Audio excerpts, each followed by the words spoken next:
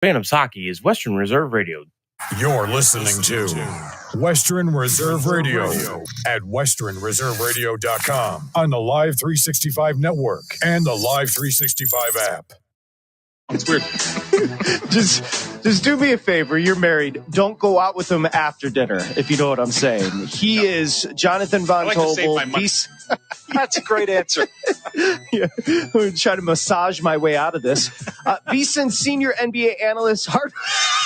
Do you own a timeshare? Well, face the facts. You made a mistake. You made a bad purchase. A timeshare is not an investment. It's a money pit that continues forever. If you use your timeshare, that's great. But if you don't, and you want to legally get out of your contract, call my friends right now at the Timeshare Exit Hotline. They're an experienced team of lawyers who help good people like you get out of a timeshare contract that they just don't want. Don't throw away your money on maintenance fees. Use it for things you really want. We can help you end your timeshare contract and stop the money drain immediately. If you are ready to move on with your timeshare, call our team right now. Cancel your timeshare now with a free call. 800-858-6811. 800-858-6811. 800-858-6811. That's 800-858-6811. Sports Map Tonight with Luke Morrow. But the most annoying part about flying, of course, is always the people. I can't stand the people that cut the line. As soon as the plane lands, they're up out of their seat and they're running towards the front of the plane. And especially when I try to stand up to get out of my row and they don't stop for you, they just keep passing you. Oh, man, I think we'd be playing in these. You and I? I think so. Why? You're one of those? You're getting right off the plane? I am one of the guys who try to jump and rush off the plane. But I will let people in if they're like, people keep passing them up. Yeah. I will let them in line. Oh, well, at least you'll do that. Unbelievable. You're reclining your seat. You're cutting to the front of the plane. I only recline my seat with kids. That's the only one. Oh, okay, if you say so. What about when it comes to boarding the flight? Do you wait till your zone, or are you up, like, hovering around? No, I wait till my zone. Okay, all right. Yeah, but I don't think enough. They always think I'm military whenever I come. Oh, really? Like, I always get asked. Yeah, I can see that. You fit the role. Sports Map Tonight, weeknights from 10 to 1 Eastern. The Die Hard. Jalen Hurts was sick. He had the flu. Is he going to have to be the next Michael Jordan? Can people please stop comparing anybody to Michael Jordan? Can people stop doing that? Because there's never going to be another Michael Jordan. There's never going to be another flu game. There's never going to be another X of Michael Jordan. I lost $1,000 on the flu game. And of course you did. The Diehards, weeknights from 8 to 10 Eastern on the Sports Map Radio Network. Wake up call. There is a Missouri couple, Tony, that recently celebrated, you ready for this? Their 80th wedding anniversary. Oh, wow. 80 years of marriage needs to be highlighted. Are they saying things like, the secret to 80 years of marriage is they have it. Lots of bourbon and sex? Nope, because that would be fantastic. Or, when you hear somebody like, how did you live to be 110? Oh, I ate cheeseburgers every day and drank a lot of booze. Bertha gave her secret to a successful marriage, which is never go to bed angry. Yeah, well, that is kind of true. I wish it was bourbon and sex. That would be fantastic. Wouldn't it be? I mean, honey! Yeah, I know, how many men would take that article and go, hey, you want to live to be 100? And be married to this guy for 80 years? Look at this couple. Look what their secret is. Wink, wink. Wake up call with Tony V and Ron Colbert. Weekdays from 9 a.m. to 1 p.m. Eastern. Wake up call. Live animal mascots. I don't think PETA really understands how well taken care of these animals are. The situation you brought up, Ralphie and Bebo, right? Yeah. They're not steaks. No, that's right. Good point. Yeah, we're not eating them. Good point. South Carolina have a chicken. There is a chicken. We're not eating him. But, exactly. Maybe he ends up at a Bojangles after a losing season. I have no idea. Wake up call with Tony V and Ron Colbert. Weekdays from 9 a.m. to 1 p.m. Eastern. Youngstown, Warren, and Salem's local and national sports talk can be found on TuneIn and the Live 365 app at Western Reserve Radio. WRDB, The Scourge. Progressive presents the Sports Flash on Western Reserve Radio. Now Zach Werenski up on the play, back to the middle, and there's a score! The call courtesy of the Blue Jackets radio network. A 1-0 shutout at St. Louis last night. The Blues saw their 5-game winning streak snapped. Elvis Merzlikins with 21 saves in the shutout win for Columbus. It was the first shutout of the season for the Blue Jackets and first since Merzlikins blanked Carolina back in 2022. A span of 94 games between shutouts. Men's college hoops last night. Number 14 Illinois beat Ohio State 87-75. Ohio with a 91-70 win over Buffalo. Akron beat Eastern Michigan 77-46. Miami of Ohio with a 71-67 win at Kent State. Toledo beat Western Michigan 88-63. For lightning fast updates, download the Score app. It's free and one of North America's most popular sports apps. That's the Sports Flash. Chuck Sanders, Western Reserve Radio. Jim Gaffigan here with some more Straight Talk. Let's take a moment to appreciate our sweet children, loving grandparents, and eternal soulmates. Now let's use them to save money on wireless. Because with the Straight Talk Silver Plan, you get 4 lines for just $25 a month with unlimited data and no contracts. Thanks, kids. They're finally worth it. And now get a Samsung Galaxy A14 included when you buy an extended Silver Unlimited plan. Find us at straighttalk.com. For data management practices and additional terms, visit straighttalk.com. Device offer ends 4/14/24. Online only. Excludes taxes and fees. I always wanted to learn Spanish, but I never thought I'd have the time. Then I discovered Babbel. Babbel's lessons are fun. They only take like 10 or 15 minutes, and in 3 weeks, presto, you're starting to speak another language, like magic. I love that Babbel's lessons aren't just robots talking. They're voiced by native speakers, so you get the pronunciation just right. If you want to learn a language, there's no faster, easier, better way than Babbel. Babbel. Go to Babbel.com and start learning a new language today. That's BABBEL.com. Keyboard Cat, Hamilton the Pug, and Toast Meets World. These are some of the internet's most beloved pets. And they all have one thing in common. Their stories started in a shelter. Start your story. Adopt a dog or cat today. Visit theshelterpetproject.org to find a pet near you. Training that pet to play the keyboard, that's optional. Start a story. Adopt a shelter or rescue pet today. Brought to you by Maddie's Fund, the Humane Society of the United States, and the Ad Council. Okay, what are you wearing right now? Nothing. That's right. So mommy's going to teach you how to dress yourself. Underwear always comes first, name tag at the back, then pants, then shirt. Get the first button in the right hole or you have to start all over. Socks going first, then shoes, right on right, left on left. With shoelaces, just take the ends, cross them over, switch the loops. The rabbit goes down the hole, pull tight, and you're left with bunny ears. Got it? Why are your pants on your head? Most parenting is hard to do in just 2 minutes. But 2 minutes twice a day, making sure they brush their teeth is easier, and it could help save them from a lifetime of tooth pain. Visit 2min2x.org to find out more. A message from the Partnership for Healthy Mouths, Healthy Lives, and the Ad Council. How's it going? I'm having a stroke. Are you going to shake my hand? I'm having a stroke. Wow, you're not even moving your arm. I'm having a stroke. When someone is having a stroke, they may not be able to say it with words, but their body language will tell you loud and clear. Look for FAST. F, face drooping. A, arm weakness. S, speech difficulty. T, time to call 911 immediately. Know the sudden signs. Spot a stroke fast. Visit strokeassociation.org. Brought to you by the American Stroke Association and the Ad Council. The storks are bringing me a baby brother. We can do this together. All right, let's go. Storks know how to keep kids safe. Do you? What? Oh my gosh, you don't know. I know. You don't. Oh man, you laugh when you're uncomfortable. No. Making sure your child is in the right car seat is one of the steps to safer travel. I will rock this. You will rock this. To know for sure that your child is in the right car seat for their age and size, visit safercar.gov/the-right seat. Cool. Very cool. Brought to you by the National Highway Traffic Safety Administration and the Ad Council.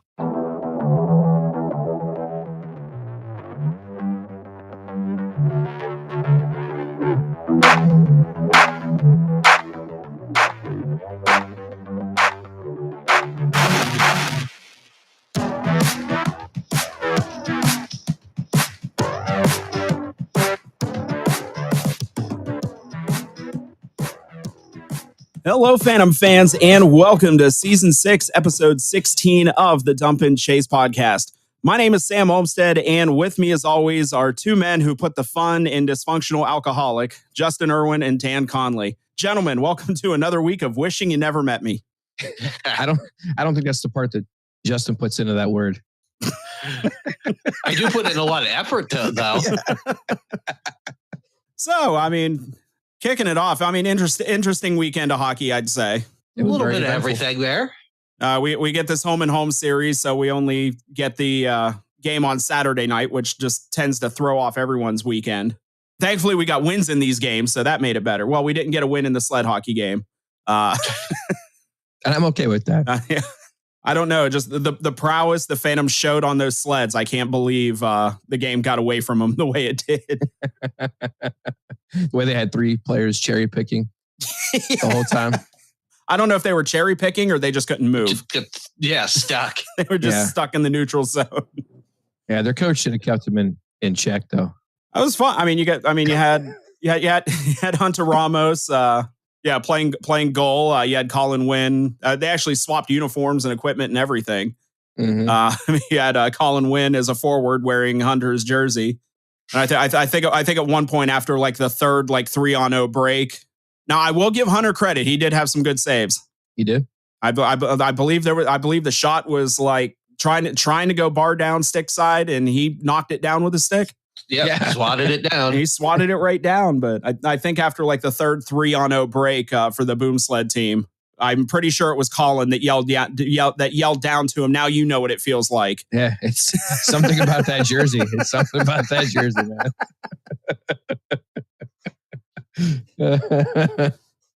I'll tell you what though. Any of the athletes that were on the boom sled team to go out there and do what they did and make it look even the younger kids that were out there to make it look as effortless as they did. One in particular I wanted to mention, he was wearing number 19. His name is actually Warren Craig. Got to chat with him a little bit there towards the end of the game. Hell of a player. Yeah. He looked like an adult playing with a bunch of kids out there, to be honest with you. He was just so much better, faster, bigger, faster, stronger, the whole entire thing. It was evident he was the best player on the ice. He talked about he can't, obviously can't use his legs or anything like that. And even to the point where he said he doesn't have any core strength. So everything he did out there was solidly arms and upper body. No core strength? None. Oh, wow. He said it's all in his arm strength and all in how he uses his sticks, which just after watching what he did just made it all the more impressive. Yeah. Hate to get in the way of one of his slashes. Yeah. They had one player with I think the best beard I've seen on a hockey player outside of Burns in the NHL. Oh, that thing made Brent Burns look like he had a little goatee, little Fu Manchu or something. That beard was epic. Yeah. Completely covered the front of his jersey. You couldn't see the logo or anything. It was just beard coming out from under that helmet. It's almost like he grew his beard for that helmet. Yeah.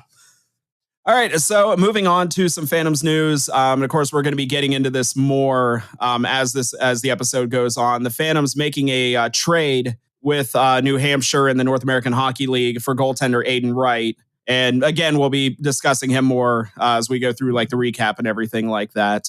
But I will say so far, seem to pay dividends. I mean, he got thrown kind of to the wolves there. It's been in Youngstown, a week or two? Sat on the bench one night, got the start the next. And then played a sled hockey game the next day. Yeah. Yeah, he seemed to have a smile on his face the whole time I saw him. Yeah. While playing both games.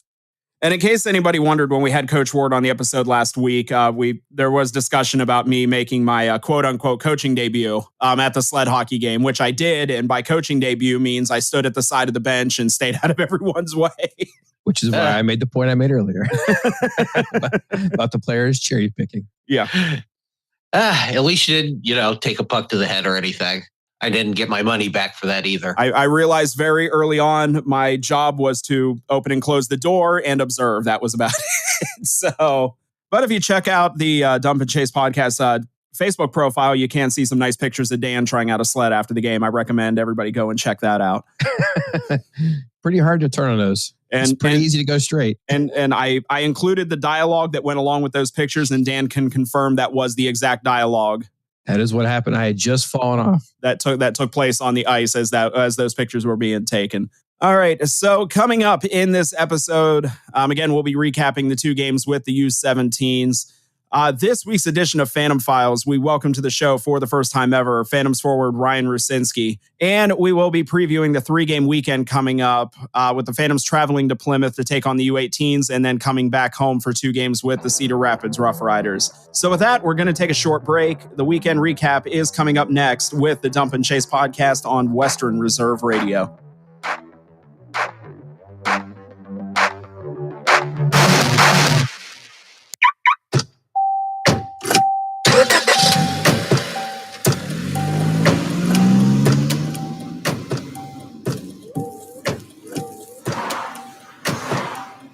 Driving has a rhythm all its own. Don't wreck it with a text. Before you get behind the wheel, silence your phone. Or better yet, designate a texter. For more text-free driving tips, visit stoptextstoprex.org. Brought to you by the Ad Council and the National Highway Traffic Safety Administration. WWE superstar Alberto Del Rio. Take one. Behold the angry giant. Try it again, Alberto. Behold the angry giant. Perfect. Good luck tonight. Behold the angry giant. Yay! Read me another one, Dad. This is WWE superstar Alberto Del Rio. It only takes a moment to make a moment. Take time to be a dad today. Visit fatherhood.gov, brought to you by the U.S. Department of Health and Human Services and the Ad Council. In the small town of Elmira, New York, a boy was born into an all-American family. The odds of him achieving his dream in the fashion industry? 1 in 23 million. The odds of having a child diagnosed with autism? 1 in 68. I am Tommy Hilfiger, and my family is affected by autism. Learn more at autismspeaks.org/signs. Brought to you by Autism Speaks and the Ad Council. Hello, Kubo. What have you got planned for today? Come on, this way. Adventure can be found anywhere, but the best place to start is in the forest. It's the most powerful magic there is. Head outside to discover incredible animals. Wow. And beautiful plants that come together to create an unforgettable adventure.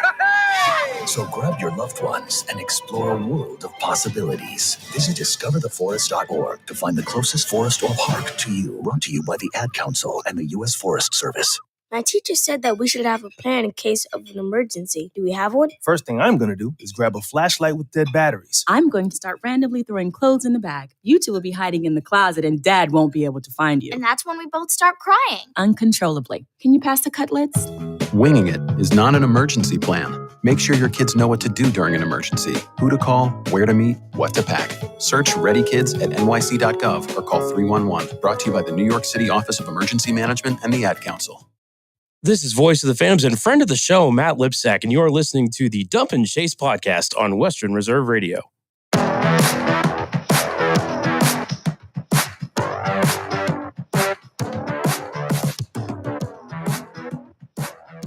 We're back with the Dump and Chase podcast on the home of the Youngstown Phantoms, Western Reserve Radio. So this past weekend, the Phantoms with a home-and-home series with the NTDP U17s, with the game on Friday taking place up in Plymouth and the game on Saturday back down here at the Cavelli Center.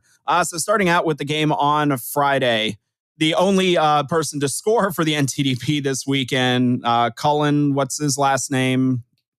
It's right on the tip of my tongue. Potter. Oh, that's it. Yeah. Cullen Potter, which Justin heard out loud on Saturday, because Cullen Potter's only scored 3 goals this season, and all 3 have been against Youngstown. So I distinctly remember every single time him scoring this year, me thinking Potter in my head. So Cullen Potter opens the scoring for the U17s on the power play in the first period. That was it for the scoring. Youngstown's down 1-0 after 1. Mikey Burchell, nice little goal here. If you're going to take a penalty, this is the way to kind of get yourself back into good graces. Mikey Burchell tying the game late in the second period on a breakaway after coming out of the penalty box. Those are the goal. There's a reason the opposing goaltender will smack his stick on the ice 5 seconds before. USA did not heed the warning on that one. You see it happen often enough, but when you're down a goal in a game and that happens, it's kind of fun. Sure. It's the right place, right time for Burchell. Glad to see he was able to finish that play off. Going into the second intermission, Phantoms are tied 1-1. Early in the third period, Braden Clark gives Youngstown the lead with, I guess, what you could be called a tennis spike in the crease. Tennis spike pickleball. That was an interesting one because they talked about going to a review. I thought it was going to be on a high stick because that is what it looked like. It looked like it was touched with a high stick until they showed the overhead replay that after it was touched with a high stick, it actually deflected off of a USA player and was able to creep just far enough into the net to confuse Pete Krupski.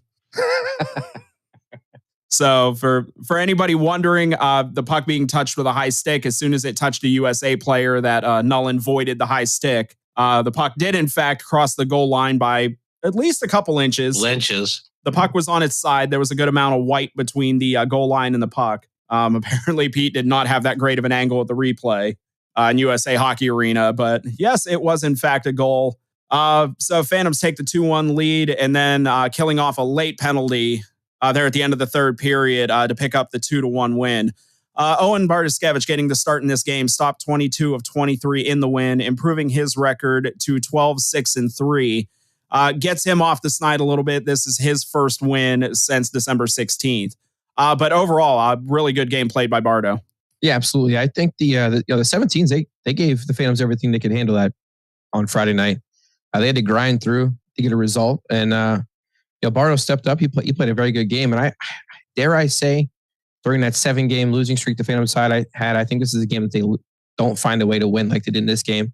I think Bardo playing well in that helped him find that win too. Go on. I can't breathe right now. You okay? Yeah. Do you have a mute button? I can crank the volume down, I guess, if I need to. Yeah, just if you're going to go into another coughing fit, hit mute. I'm sure Dan doesn't want to say everything twice. I have a hard enough time saying it once. No, and I'm almost out of Gatorade here, so. Well, just unzip and fill it back up. That was quick. That's my favorite flavor too. Lemon lime. Necessary? Is it necessary for me to drink my own urine? No, but I do it anyway because it's sterile and I like the taste. Come on, dodgeball. Anyone? Yeah. Okay. Where the hell did we even leave off? Starting with Saturday. All right, and then moving on to the game on Saturday, again, back down at the Cavelli Center. Ryan Botterill kicking off the scoring. Zone entry by Brecken Smith. Botch just center drive for a very nice goal by him. Later on, talking about Aiden Wright getting his first USHL start in this game. There was one point, LJ Mooney from Team USA, right in the slot, gets the puck wide open, really good look. Ended up shooting it right into the outstretched glove of Aiden Wright. That was significant because, 75 times out of 100, 80 times out of 100, that's a goal. And Aiden Wright was able to snag that one out of thin air. After the ensuing face-off, Phantoms go the other way. Daniel Janko picks up what would end up being his first goal of the game, giving Youngstown a 2-0 lead. So right there, without that save, it's not a 2-0 game. It's a 1-1 game. Yeah, and obviously at that point in the game, that's a huge difference in momentum. Yeah.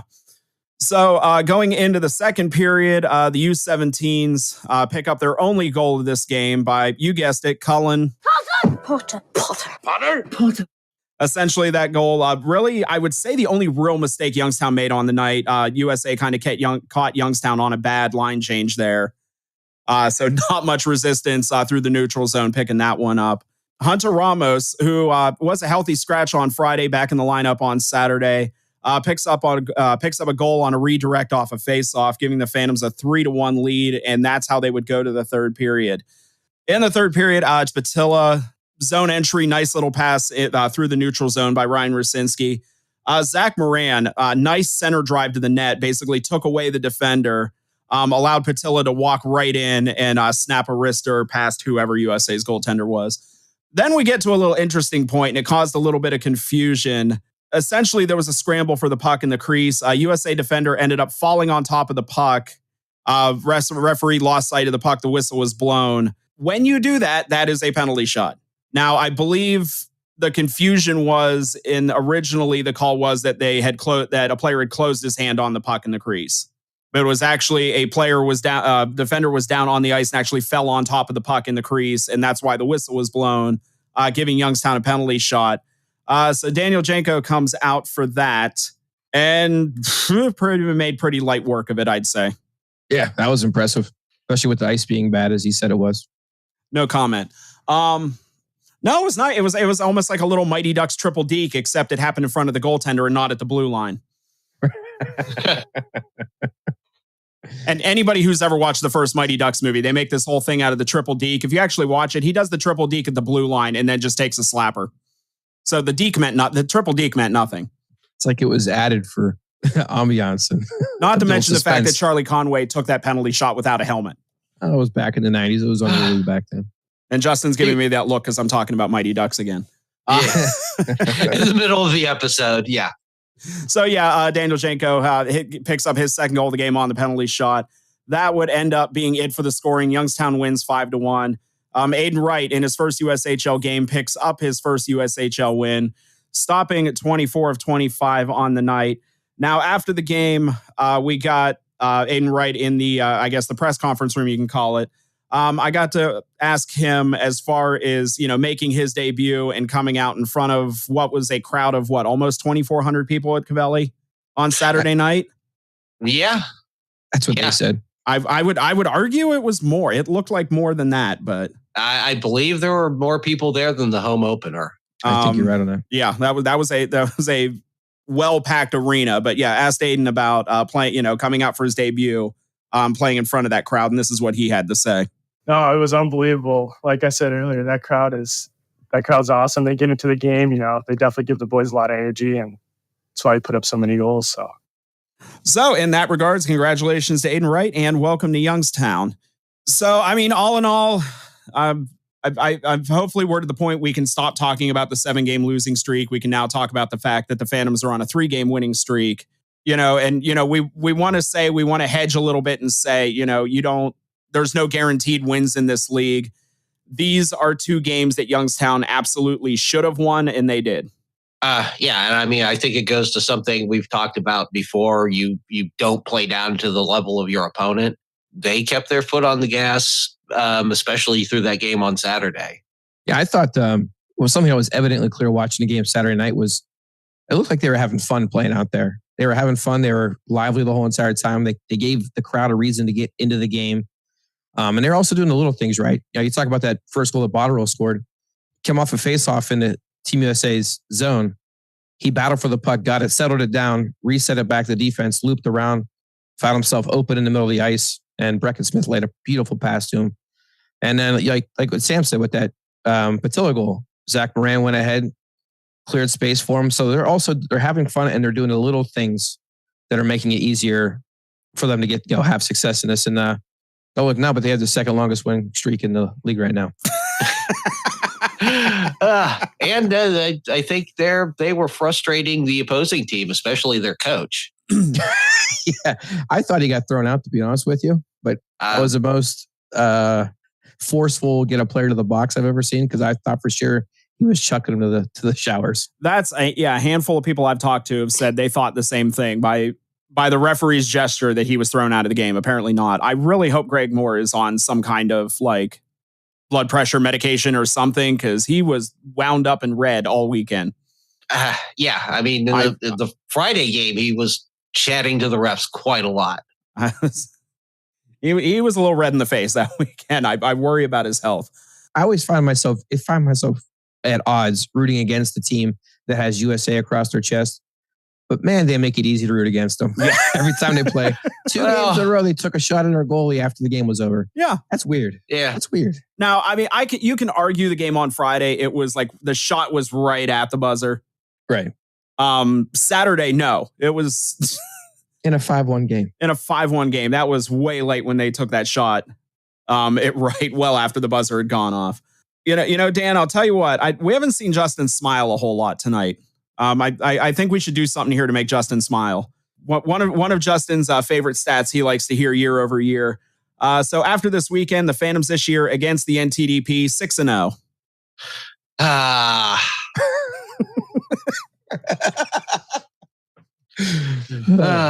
Yes, that did bring a smile to my face. Yeah. Audio doesn't pick up the gigantic smile that Justin had. Sam read that. Looks like he pinned the corners of his mouth to his ears on that one. All right, so it is now time for the Dump and Chase podcast 3 stars of the week. And kicking it off with the 3rd star is our guest here in the next segment, Ryan Rusinski. 1 assist on the weekend. Overall, solid weekend. And I'm beating this horse to death, and I don't care. The line with him and Adam Patilla and Zach Moran has just been absolute fire the last couple weeks. Not only that, especially the game on Friday, Ryan Rusinski was terrorizing USA on the penalty kill. That he was. So, yeah. So I'm pretty, even though the 1 assist, I think a lot of little things that he did this past weekend definitely puts him into that 3 spot. That brings us to our 2nd stars of the week, and that is Owen Bartoskevich and Aiden Wright. They both got wins on the weekend. They both had only allowed 1 goal. And Wright was one bad line change away from having a shutout in his debut in USHL. And who was it that scored those 2 goals against both of them? Could you help me remember? Potter. Oh, that's right. There you go. First star of the week, Daniel Yenchko. 2 goals, 1 a pure snipe. The other a nifty move on a penalty shot. So that's your 3 stars. All right, so that will do it for the weekend recap. We're going to step aside for a quick break. When we come back, we will be joined by Phantoms forward Ryan Rusinski in this week's edition of Phantom Files. So keep it here with the Dump and Chase podcast on Western Reserve Radio.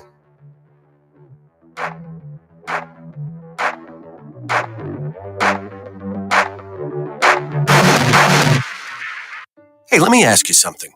Would you seat your 3-year-old child on a windowsill? Would you seat them beside a lit fireplace or by the deep end of a pool? One last question. Would you seat your child in a car seat that's not correct for them? Car crashes are a leading killer of children ages 1 to 13. Secure their future. Seat them in the correct car seat. For more information, visit safercar.gov/the-right-seat. A message from the National Highway Traffic Safety Administration and the Ad Council. During the fall and winter, grilling season never ends, and Gessler Propane is your local supplier that makes sure you get your hard-earned money's worth. Why go to gas exchanges to pay higher prices for tanks not filled to capacity? Gessler Propane makes sure you're prepared for year-round grilling with 100% filled tanks at a reasonable cost. See Bob Monday through Friday, 10 to 4, and Saturday, 9 to 3 at Gessler Propane, 702 Youngstown Poland Road, Struthers, or call 330-755-9119. Gessler Propane. They got gas. Western Reserve Radio is the Valley's online source for sports talk and local live events. Tune in and be a part of their live weekly shows, as well as all of the hard-hitting action of Youngstown Phantoms hockey, high school football, and the GDFL. Find them at westernreserveradio.com. Tune in and the Live 365 app to be a part of the area's sports conversation. Be sure to visit them on Facebook at Western Reserve Radio and on Twitter at WR_radio. It may be hard to believe, but people just like you are already saving money. FeedThePig.org makes it easy. Their simple savings plan teaches you how to start saving without going overboard, so you don't need to start foraging wild berries. I was skeptical, but these are actually pretty good. You don't need to sell your soul to the devil. $15 is the best I can do. You just need FeedThePig.org. Don't get left behind. Get tips and tools at FeedThePig.org. Brought to you by the American Institute of CPAs and the Ad Council. Welcome to Calvin's Barbershop. You all got to see this. I don't even want to know what you're looking at on that phone. Well, you should. I was learning about the dangers of high blood pressure and that we need to get ours checked regularly. High blood pressure can increase the risk of heart attack or stroke, but this text program can help keep it at a healthy range. Just text Barbershop to 97779 to sign up. I'll get right on it as soon as I'm done with this baby panda video. Text Barbershop to 97779. A message from the American Heart Association and the Ad Council. You're listening to Western Reserve Radio at westernreserveradio.com on the Live 365 network and the Live 365 app.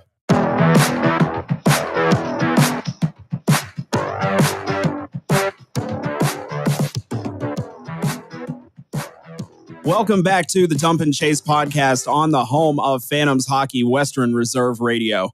So for this week's edition of Phantom Files, we welcome to the show for the first time, number 58, Adam Patilla. I'm sorry, that's actually number 56, Ryan Rusinski. Ryan, welcome to the show. Yeah, thanks for having me. There seems to be a tradition now with people mixing you two up because of your numbers, so I figured I might as well continue it. Yeah, I noticed that whenever I try to watch some game film or something, I always saying I'm Adam Patilla out there, and then vice versa. So it's, I guess we look alike out there, but yeah. So going back most recently, you guys had the sled hockey game on Sunday. Was that the first time you ever got to play sled hockey? Yeah, that was the first time, and those guys make it look so easy. That was not very easy, and it was a great time. All the boys loved it, but some of those guys out there were pretty good on the other team. So I think everyone enjoyed it. How did it feel afterwards when you're doing something that you're depending way more on your arms than you typically would with your legs? Yeah, definitely. I think all the boys were feeling a little sore in the arms, but it was a little different. And but it was probably good for us, though. We needed it. So, I mean, so far, like, what do you think as far as your first season here in the USHL? I think it's going good. I love my young sound as a team and all the players and staff and everything's been a great setup. I here at my billet house right now and ask for a better billet. So it's been a great first year so far. And especially here in the past few weeks or so, you being kind of on a line with Zach Moran and Adam Patilla. And I've harped on this way so much. I'm sure somebody's going to get sick of it at some point. You guys have just been absolute fire on the ice here these last 3 weeks, you guys being put together. I mean, what is it that's worked between you guys so far? Yeah, I know me and Adam kind of play a little bit similar games. We'll get into the corners. Then, Moran's got this powerful shot and he'll get to the right areas at the right time. And I think we could feed him there. And then we got some good chemistry going and it's been working out well. So. All right. So going all the way back, how did you get started as far as playing hockey? My dad actually played hockey. He played at Western Michigan and then in the IHL for the Cleveland Lumberjacks, which are now, I think, the Monsters. But I guess that's how kind of it started. He always put the rink up in the backyard in the winters, and my brother works on that. They just got it up, I think, this year. They're skating on it today. So, but I think just my dad pretty much got me in. I started real young, so I've been playing ever since. And funny enough that you mentioned that, I had discovered not that long ago, I actually watched your dad play with the Lumberjacks all the way back in 1998. Oh, that's hilarious. So how do you look? So seeing him play back in 98 and then watching you play now, I mean, it's awesome, but at the same time makes me feel really, really old. So you seem to have this whole theme. You're from the Cleveland area. You seem to have this Ohio theme with your career. You played with the Cleveland Barons. Now with the Phantoms, you're committed to Ohio State. So, I mean, are we hoping for like a Columbus Blue Jackets like draft pick, or because you really seem to be keeping it in the state of Ohio so far? I mean, yeah, that would be awesome. But yeah, I've been real fortunate with being able to stay close to home here and with the path I've been on. So it's probably the best thing I could ask for. Yeah, going in with the Ohio thing, you have two cousins, Dylan Duke and Tyler Duke, both played at NTDP. And they're both playing for college hockey at Michigan right now. Any sort of family rivalry with you guys being split down the middle? Yeah, that'll be fun. I mean, I know right after I committed, I was sending them texts, getting the rivalry started a bit. But yeah, it's a little rivalry in the family, and it's fun though. Yeah. Well, kind of what was that process like when you ended up committing to Ohio State?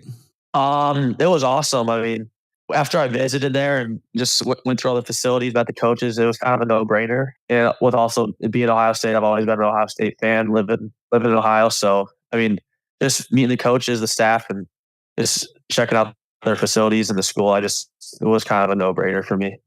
So we've had, some of your teammates on here already. I want to give you a chance to respond because your name keeps coming up in all of these interviews.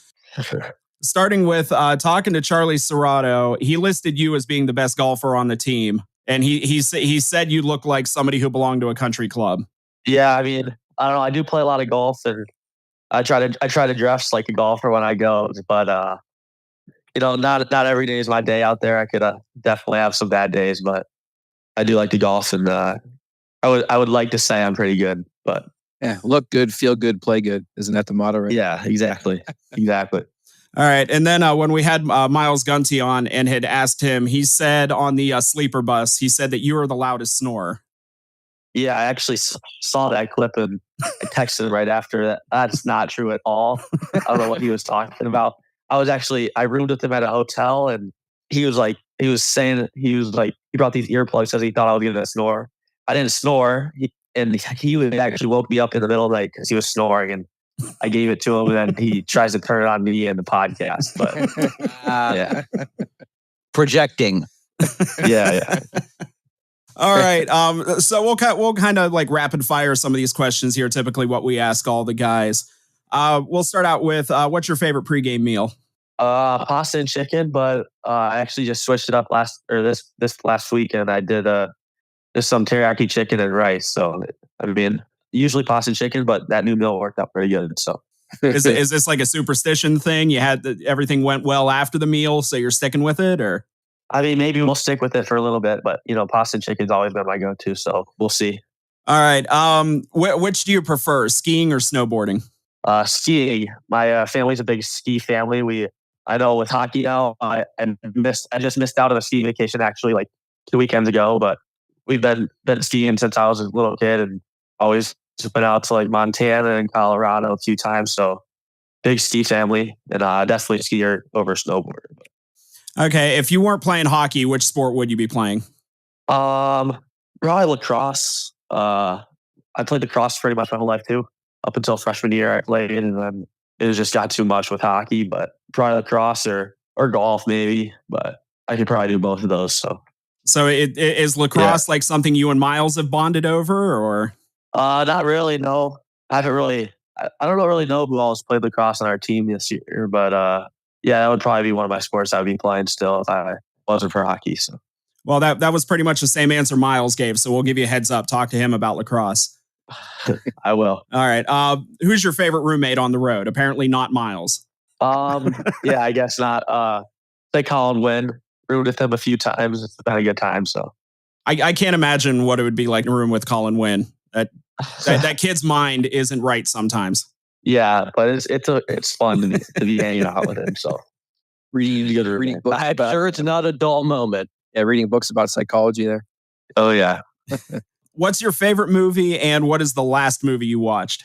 I gotta say, All About Me. The whole team watched it when we were stuck in Iowa. I think we were, and that was the most recent movie as well. But everyone loved that. And, it was a good movie. There might be called All About You, actually. I don't know, one or the other, but it was a good movie. Like most recently, like what TV shows, movie, whatever have you been streaming? I'm not real big into like TV shows and movies and stuff, but I used to watch a show when I was younger a lot called Survivor, and I saw there was a new season on Netflix, so I've been watching that like halfway through it. So I'm watching Survivor right now. Ryan, if you're dropping in on Fortnite, where you landed? I was playing earlier today at Fencing Field is where I was landing, so I would say that it's a new spot. So all right. Thanks, Dan. You completely lost me on that one. I was big time when that game first came out before the maps and all that changed, but I played when they brought the OG map back this last little bit. I'm gonna have to go check with my kids after that question. What's your favorite type of music to listen to? Just some country music. Nothing too crazy, but I just country music in the car. And that's probably my go-to. Your number 56, does that have any significance or anything like that? No, I've been always number 6. I don't really know why. I think maybe my dad was 6 for a year or something, but when I was at Cleveland Barons, I was always 6. And then I got here and it was taken, I think, by Lieberman. And my 2 cousins, actually, when they were at the national team, when they played in the USHL, they were both 56. And I just put that down as my second choice, and that's what I got. So, but I'm a fan of it, actually. I like the 2 numbers. I'll probably stick with it for a bit. So. And at no point you looked at Adam Patella's number and thought, well, this might be a problem later on down the road? I actually didn't. No, I didn't. I didn't right away until I watched the first game, and I was like, it kept messing us up, and I kind of realized, yeah, I mean, we do kind of look alike out there. Sometimes I get it mixed up too. So, is that me skating? Yeah. All right. So before we let you out of here, is there anything you'd like to, any like shout outs you'd like to give, like your billets and I can guarantee with 100% certainty your family will be listening to this episode. So any shout outs you want to give to any of them? Definitely my billet family, all of them. They've been great. And then my whole family back in Cleveland. So definitely them. And everyone in the Youngstown Phantom staff and team and all my teammates. So. All right. Well, Ryan, thank you for jumping in, spending a few minutes with us. We appreciate it. Yeah, thanks for having me. All right. So it's time to step aside for a moment. When we come back, we'll look ahead to a busy 3-game weekend for the Phantoms. You are listening to the Dump and Chase podcast on Western Reserve Radio.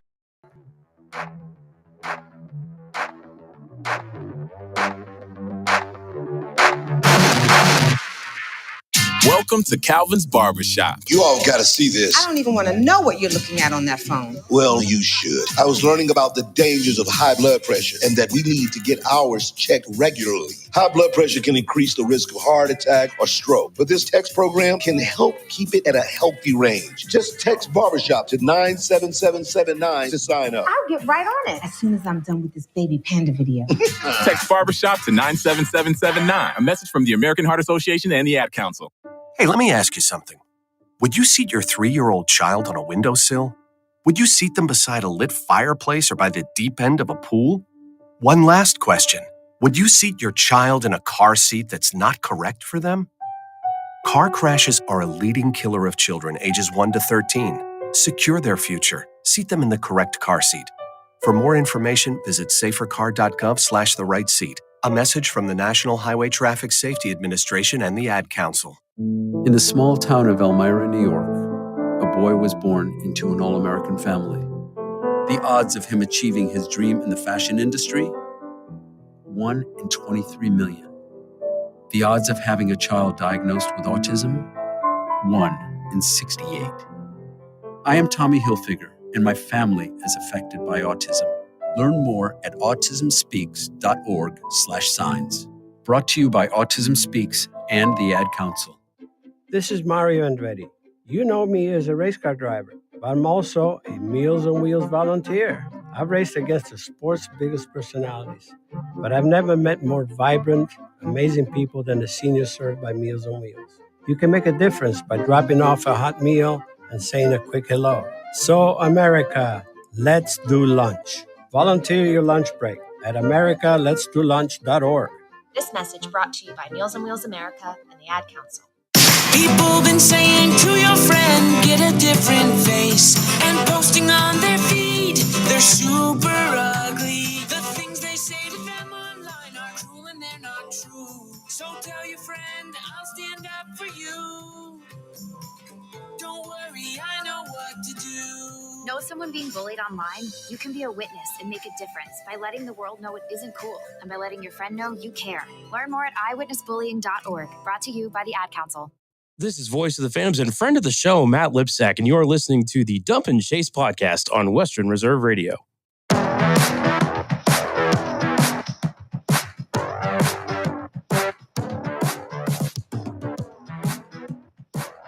We're back with the Dump and Chase podcast on the home of Phantoms Hockey, Western Reserve Radio. So as far as this upcoming weekend, we'll start out, as always, with the Eastern Conference schedule. Starting out on Friday, Madison will be traveling out to Waterloo, Chicago, heading out to Dubuque. And that's it for Friday. Well, other than Phantoms games, that's it for Friday.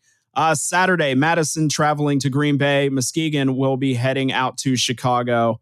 And on Sunday, Green Bay is in Chicago and Muskegon is, at Madison. So not a lot of games going on and everybody's just kind of bouncing all over the place. That's weird. Why wouldn't they just play a double instead of doing extra travel Saturday, Sunday? Yeah, there's just all not a lot of games and they're all over the place. I mean, I'm sure some places have events but league wide, yeah. All right, so that leads us into the Phantoms schedule this upcoming weekend. Starting out on Thursday, the Phantoms traveling back up to Plymouth again. This time they will be taking on the NTDP U18s. And a big thanks to our research department, a.k.a. Matt Lipsack. If he had not pointed this out, I would have thought we were playing the 17s.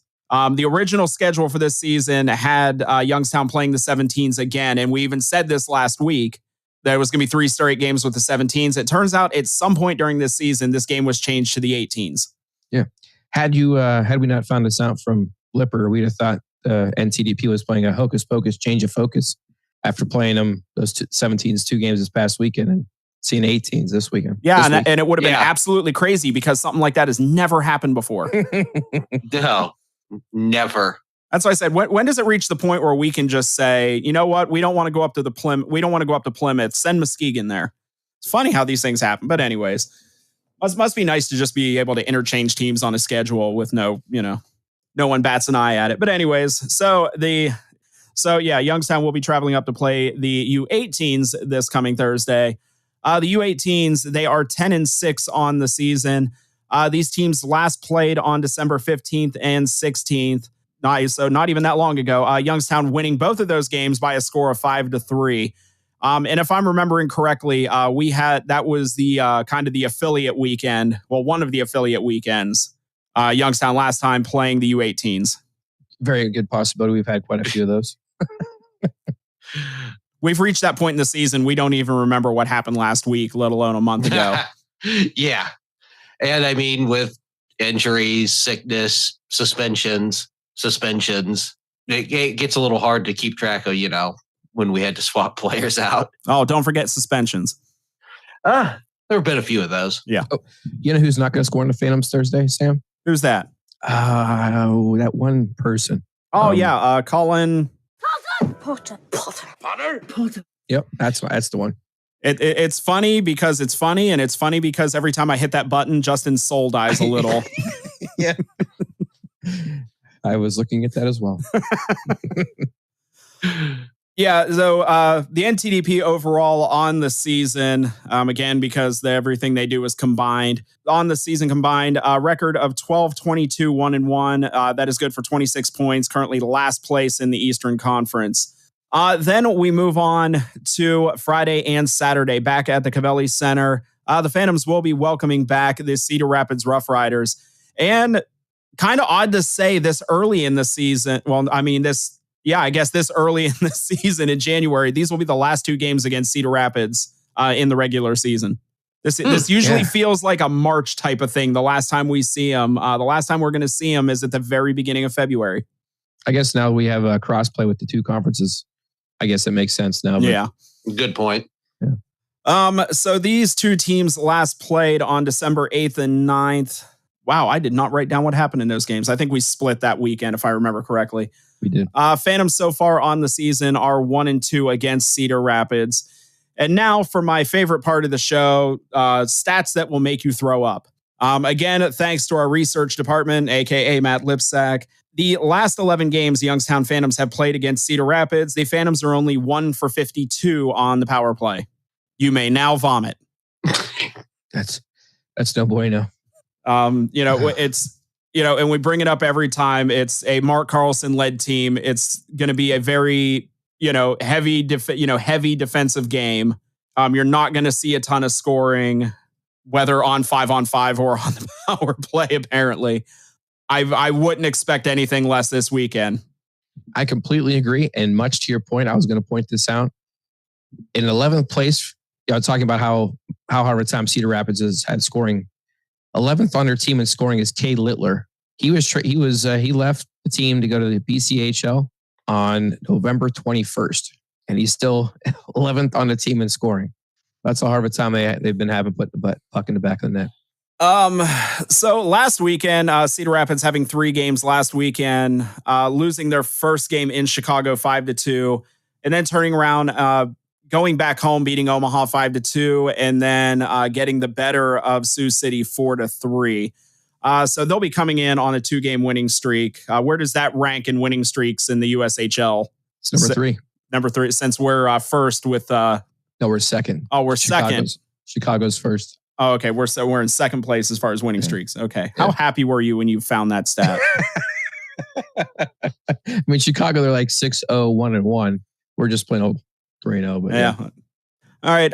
So coming into the weekend, Cedar Rapids with a record of 14-17, 4-2. That is good for 34 points, currently 7th in the Eastern Conference. Youngstown coming into the weekend with a record of 20-10, 4-1. That gives them 45 points and 4th place in the Eastern Conference. And the nice thing is even with the losing streak, Youngstown winning the last 3, also coinciding with other teams in the division that we're battling it out with for these top spots, not having so great of a weekend. So basically putting Youngstown right back into the mix, only, 2 points out of second place right now. I mean, that just puts an emphasis on those head-to-head games, so... Last thing I want to point out about Cedar Rapids, they did just sign a new player last week, Loa Milfors. He played last weekend, was his first weekend with the team, came from Sweden. He's a pretty good goal scorer. So that's if people are watching the game, that's someone to look out for with Cedar Rapids. As far as games this weekend, the game on Thursday, that is a 7 p.m. puck drop. That will be available on USA Hockey TV or whatever they have going on up there. I feel like as many times as I've like had to log into that thing that it should be easy by now. It's not. No, and I mean, it kind of was locking up for me on Friday. Yeah. They're in the third period. I kept having to refresh the feed. It kept freezing up on me. Seems like everything to do with USA Hockey is not that user friendly. See, I wonder how that works now, because in the past with like Hockey TV, anytime the feed was screwed up there, people would start tweeting Pete Krupski about it, and he would immediately throw the blame onto Hockey TV. I wonder where that goes now, because that's all in house. There's no one left to blame.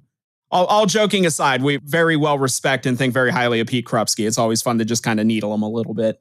The games on Friday and Saturday, both of those puck drop at 7:05. And Saturday is the Slumber Party and Teddy Bear Toss.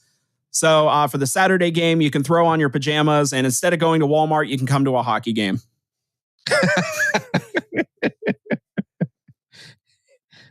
And if you are somebody who is insulted by that statement, stop wearing pajamas to Walmart.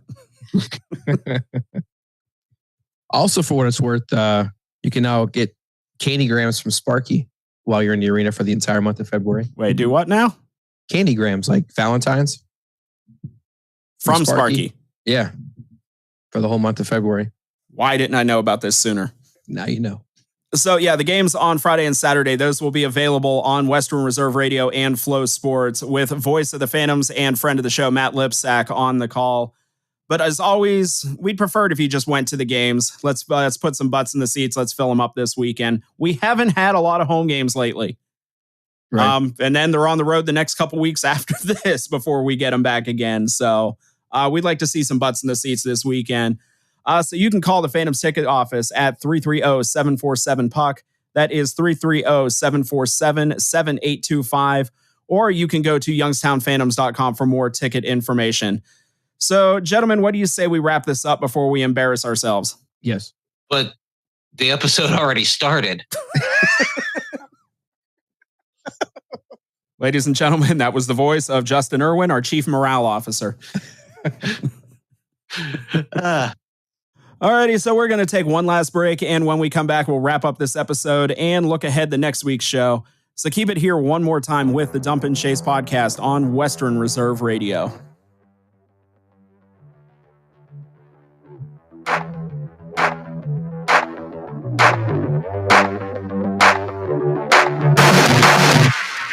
Mahoning Valley's leader for golf, Milk Creek Golf Course, is now booking tee times for 2024. We offer stay and play opportunities available with 9 area hotel partners. For more information, visit our website at millcreekmetroparks.org. Also, look for new, exciting opportunities coming soon, including an indoor player development center with Trackman, an indoor Callaway Club fitting center, and an Odyssey fitting studio in 2024. Follow us on Facebook at Milk Creek Golf Course or call 330-740-7112.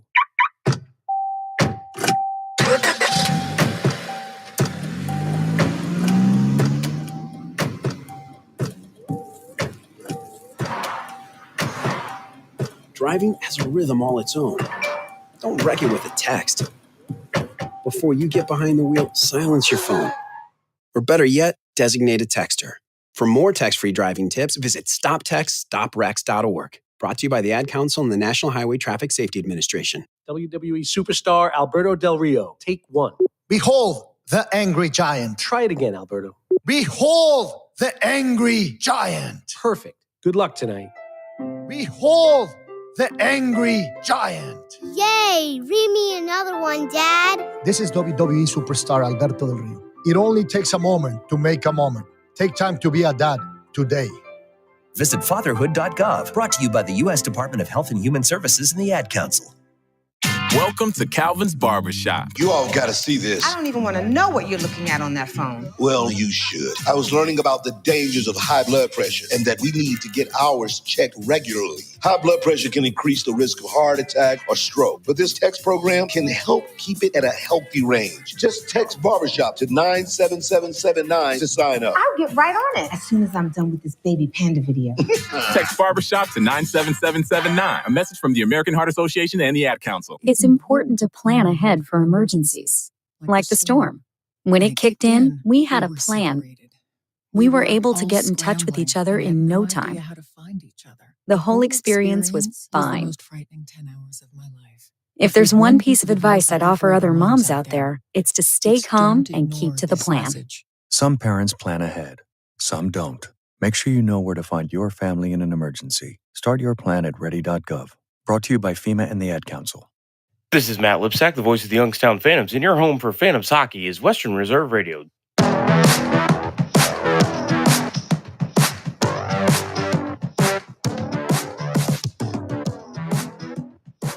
We're back, and that will do it for this edition of the Dump and Chase podcast.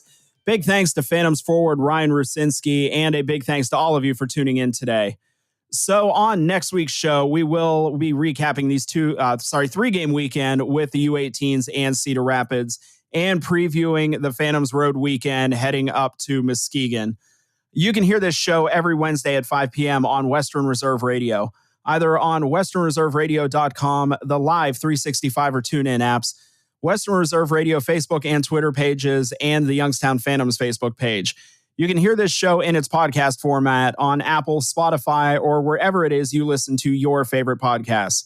You can also find us, and if you feel the need to, follow us on social media. We are on Instagram, Twitter, and Facebook, and you can check out the official merch store of the podcast.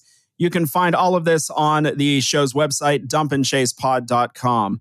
So, gentlemen, before we get out of here, as always, any final words of wisdom? Not from me today.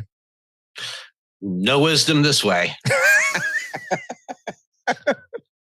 All right, we're really rolling into a theme here at the end of this episode. As always, thanks to the fine bots at ChatGPT. Our outro this week will be in the theme of somebody who has completely run out of ideas for these things. Oh boy. Well, folks, that's the end of another episode. We've covered stuff, hockey things. Pucks were slapped, goals were scored, and we talked about it. It's been a real roller coaster of words and, I guess you could say, insight. Anyway, thanks for sticking with us through this whirlwind of, I guess, podcasting, or something to that effect. We appreciate your enduring patience as we fumbled through this outro, desperately trying to come up with something profound or at least mildly interesting. As we wrap up, remember that hockey is a sport. As we wrap up, hockey is a sport played on ice with sticks and a puck. And our podcast is a thing you just listened to. So tune in next time for, we'll think of something by then. Until then, keep enjoying hockey or whatever it is you're into. See you later. What the hell was that? That could be my favorite one yet. Pucks were slapped. Things happened. Pucks were slapped. Goals were scored. Goals were scored. If I had picked it, that was a scary good outro for what you wanted it to do. Hockey is a sport played on ice with sticks and a puck, and our podcast is a thing you just listened to. That should be our tagline. The ultra obvious. Can I get that on the back of a t-shirt?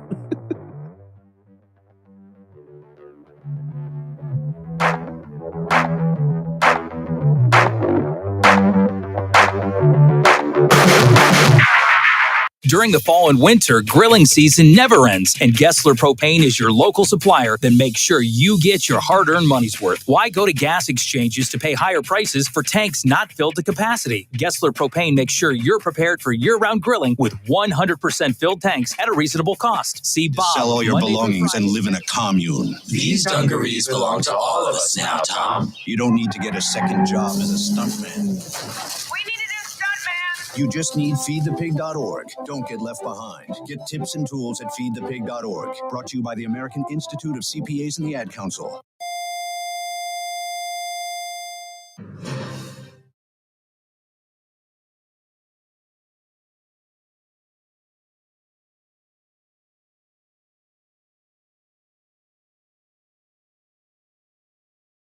You're listening to Western Reserve Radio. Time to be a dad.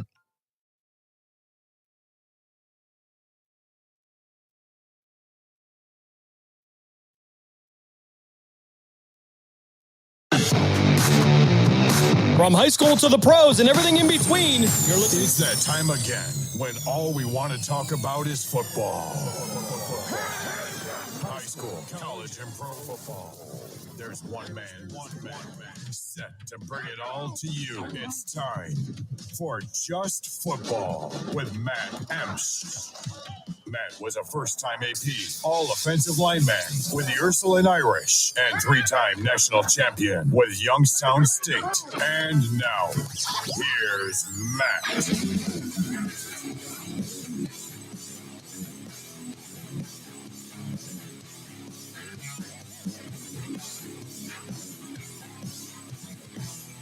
And welcome to Just Football. I'm your host, Matt Emsch. Good Wednesday, everybody. It's so nice to be back. I had, unfortunately, to miss last week for what else when you're dealing with me.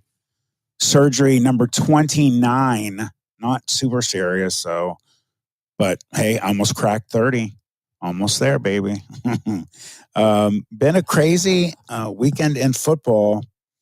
I've never heard more in my life from pre-play days to play days to coaching days to training days to now being in broadcasting for the past season was 17 years. I've never heard so many angry people talking about fixing the NFL. And I'm going to be honest with you. I kind of agree with them. It's starting to look like there is, in the past they've done it. It's been obvious. I'm going to bring up my Pittsburgh Steelers.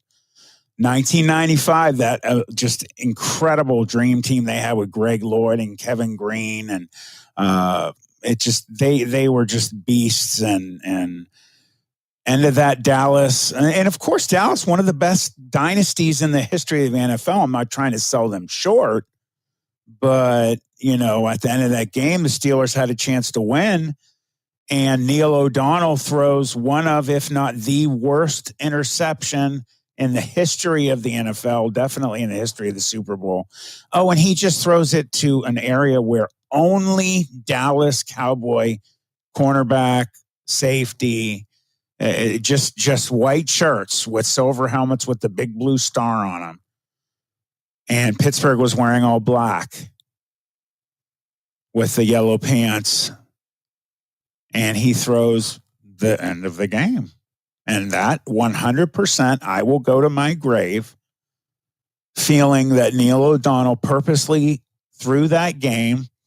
Oh, and what did he do after it, everybody?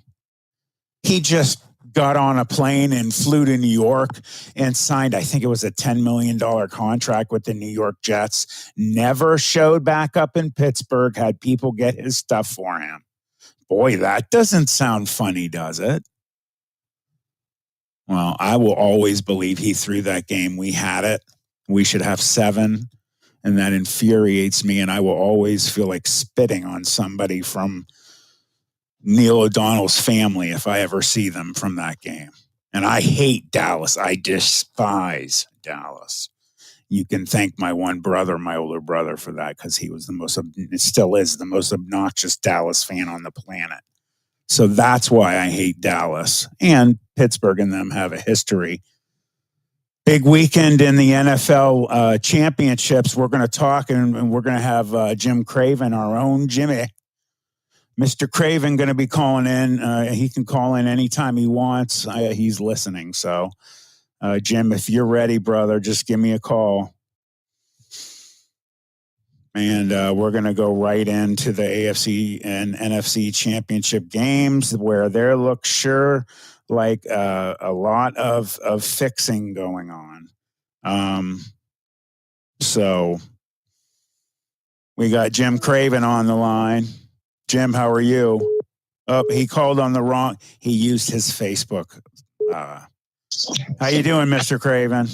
Oh, outstanding. Of course, having technical issues. It's okay. I saw that one. He wants me on video. I guess he wants to see my pretty face. Fat thumbs, that's all. How are you? All right, hanging in there, getting ready for this. I don't know if it's an interesting Super Bowl or not, but it is what it is, I guess. Well, I'm going to go right to it. As you heard me discussing that, I truly believe that they are not really hiding the fixes these days in the NFL. There is a small group of franchises that Goodell loves, and I have never liked him. I love whenever he does the draft, he gets booed by the entire place every single time he shows his face. What is your thoughts on that, Jim? I mean, do you think there is fixing going on as well or no?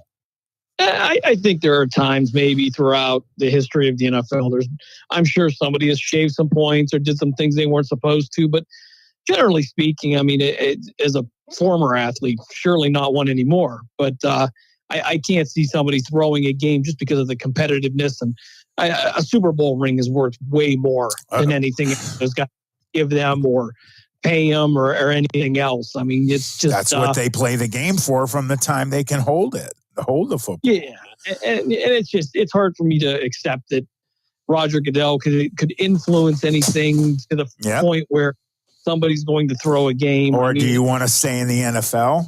Lose it.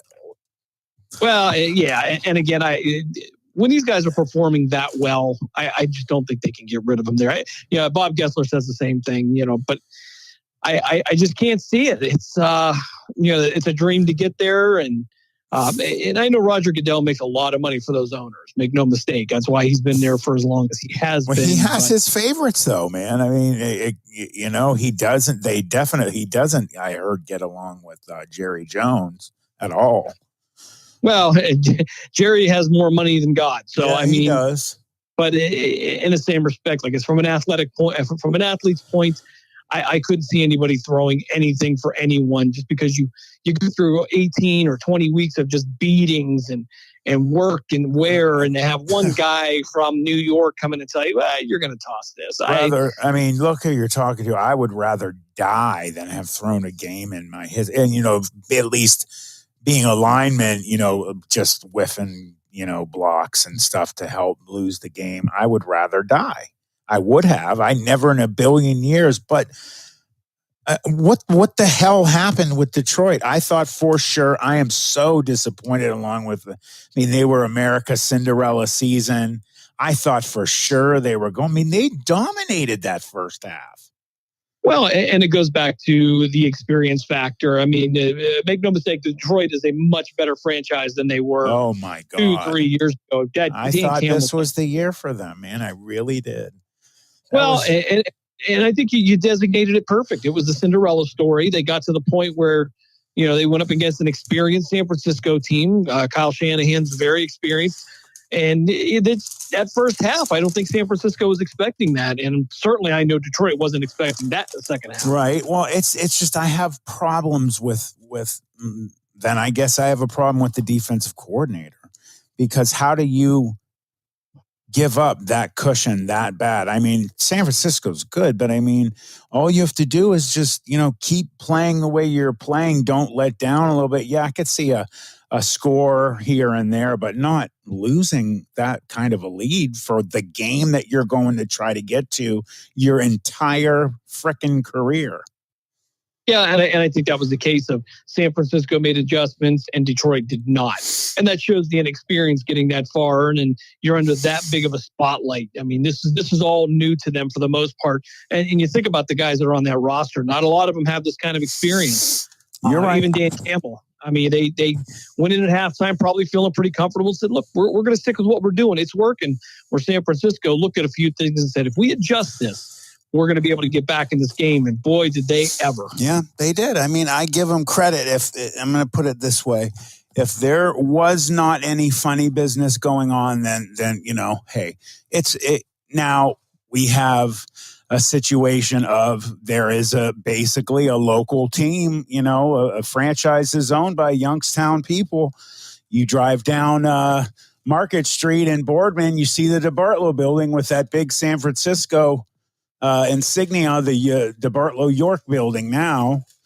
I mean, so I don't know. I'm kind of over Kansas City. I would like to see somebody else win one, but I also have a funny feeling about if San Francisco wins the Super Bowl, they get another ring, like to get closer to my Steelers. I don't like that. Well, and San Francisco's homegrown, but Kansas City, you saw a side of them this year that I don't know if I like too much. Take away the Taylor Swift thing, whatever you want to call that. That's but, so ridiculous. I don't even give a crap about it. Top talk. Yeah, and I think that's where the true football fans are. Yeah. But from a character perspective, I saw a lot of tantrums this year. I saw a lot of panic, anger when things didn't go their way. Yep. And you even take a look at the Cleveland Browns. They had Joe Flacco in there, who was as cool as ice. And to me, that's a guy that will take you a long way. But you can't argue with the fact that they play passionately. They're there. They're going to the Super Bowl, and nobody else is. But it's kind of a turnoff to see some of the behavior. When things aren't going their way. You're professionals. 100%. You make your adjustments. It's not like it's a poor coaching staff or not a talented team, but it's somewhere. Sometimes that's a turnoff. And then the Taylor Swift thing is just so ridiculous. It's a circus. I mean, it is what it is. And she's interfering in the NFL. Yeah, I mean it's good for the NFL in a way. The NFL itself, because it's bringing that attention. Maybe those people that would watch on a normal day because they're Taylor Swift fans. Well put, well said. But, and then you goes back to Roger Goodell just making more money for the league. Well, now Taylor Swift's making more money for the league. You know what, man? You just sold me right there when you said I never thought about that part. But you know what? Business speaking wise, very intelligent. I agree with you 100%. Well, from a business aspect, it's great. From a personal aspect, I can do it. It's damaging me. Oh, I hate it. It's I'm tired of seeing the I don't care. Oh, no. I'm tired of seeing the suite where all the rich people were sitting. Yes. I'm sitting with Taylor Swift. I don't care. I'm not amused by celebrities. Right. And that's not to slight anybody, but it's just, you're just as human, man. You're a singer. Let's keep You're not Jesus Christ, for God's sake. But there was something funny that came up, and my son said this. He said, wouldn't it be fantastic if Travis Kelce made her move back to Cleveland with him? That would be awesome. Just because you're a multi-time millionaire, let's go live in Cleveland. I think it'd be a great idea. Man, I would love to see him have her tamed that much that she'd be like, okay. It seems like she is. We'll see how much she really likes him at that point. Yeah. I love Cleveland, but especially Cleveland is, no offense. Hey, I love, obviously I'm a Steeler fan, but I still, trust me, everybody, I'm not the hater. Like, I don't care who Pittsburgh plays. I hate them no matter what. And I hope they lose. I don't feel that way about the Browns. I honestly wish you guys the best because they deserve a run and a win with the Super Bowl. And football's better when they're both good and they're playing each other. The rivalry, I want it back, man, and they've been giving it to us. And that's again, it's a coaching deal, but if you ever want a list of what not to do in the NFL, Cleveland can pretty much give it to you. So. Maybe Detroit can take some notes. They'll head to the Super Bowl next year. Who knows? That's just you just mentioning their name. I feel, even though they're not my team, I was just so behind. I'm like, oh, good for them, man. Go get it, man. It's about time. The Detroit Lions are going to be in the Super Bowl. Oh, yeah. And boy, that changed really quick. But you got to love the story. I mean, Dan Campbell on that team that was 0-16, and he comes back. And he's going to coach them into the Super Bowl, and I still don't think that's a that's a dead idea. I mean, it could happen. But but here's it was a fantastic. It was fantastic, and it ended tragically. I'm sad, they were the Steelers. But you look at it this way: next year, I hope that they're not a one and done season team and go right back to being the Detroit Lions of old. Because remember this. Any team that goes to a state championship and wins, or even just as runner-up, everybody knows that you're good now. They put their big old target on you, and you're going to get everybody's best. So we'll see how good they are next year because they're not going to sneak up on anybody. Yeah, and I think we're seeing a lot of teams flip in that direction right now. Even with Tampa, with Baker Mayfield, I don't think anybody had much faith in him. Yeah. Certainly Cleveland didn't, but with Detroit making the changes, Cleveland whatever is cursed with quarterbacks. It's just a curse. Well, and Joe Flacco, they get rid of him. The kid. I'm going to tell you what. I was excited for you guys, Jim, and then they get rid of him. Yeah, there's a lot of questions there. I don't know how you tell the fan base, yeah, we had a really successful time with him, but that was insane. Who was it? I think it was you that told me, and I was like, what the hell? Why would they get rid of them? Well, and the overall thing, and I don't question Andrew Berry too much. He's really brought the team to a point of respectability. I don't want to go much higher than that, but you fire Alex Van Pelt, the offensive coordinator. You fire the running backs coach. So you wonder what the plan is here. They bring in somebody in, and it looks like it's going to be Ken Dorsey that can build an offense around Deshaun Watson. And it better be successful, because after they've had a taste of a real NFL quarterback with real playoff experience. That's what I'm saying, man. That was like Troy Polamalu saying he's going to retire even though he's got 5 years left him, and then comes back the following year and it doesn't miss a beat. You got a guy that was in a Super Bowl and won it. Yeah, and the leadership showed. If things went south, he didn't panic. They would be down. Third and fourth quarter was his time to shine. And Cleveland hasn't seen that since, I would say probably 92, 93 when Kozar was there, right before he left to go to Dallas. Yeah. I just don't know how the fan base is going to accept the fact that we had a guy there and then he's gone. Well, hey, Jim, hold on, buddy. Just go on hold. You're coming back. You got with me.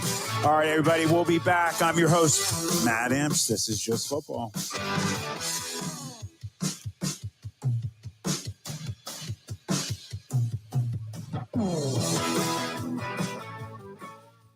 Cryptid Creatures. Find us on Spotify, iHeartRadio, or wherever you get your podcasts. Hi, it's Brian. Join me and my co-host Todd as we investigate those things that go bump in the night. We'll talk to real people who have had real face-to-face encounters. There's two of them across the creek at the big rocks. With cryptid beings. Bigfoot to aliens to even demons. By the end, you'll be asking, do I believe? Cryptid Creatures. Find us on Spotify, iHeartRadio, or wherever you get your podcasts. Are you tired of settling for mediocre wings at sky-high prices? Belleria Niles has some of the best wing prices in Trumbull County, with 12 wings for $10 with over 15 flavors to choose from. Mention this show, Just Football with Matt Emsch, with your order and receive a free cheese puff until January 31st. Belleria at 602 Robbins Avenue, Niles, Ohio. 330-544-FOOD. That's 330-544-FOOD. Belleria, we sell taste one bite at a time. Do you crave mysteries? Are you fascinated by the unexplained? Then summon your courage and plunge into the deep, dark abyss of what lurks beneath. A YouTube channel that dives into the unexplained, the supernatural, eyewitness reports, and more. The real question is, can you handle the truth? Simply search What Lurks Beneath on YouTube, if you think you're brave enough. From high school to the pros and everything in between, you're listening to City View Sportscast, part of the iMedia One network.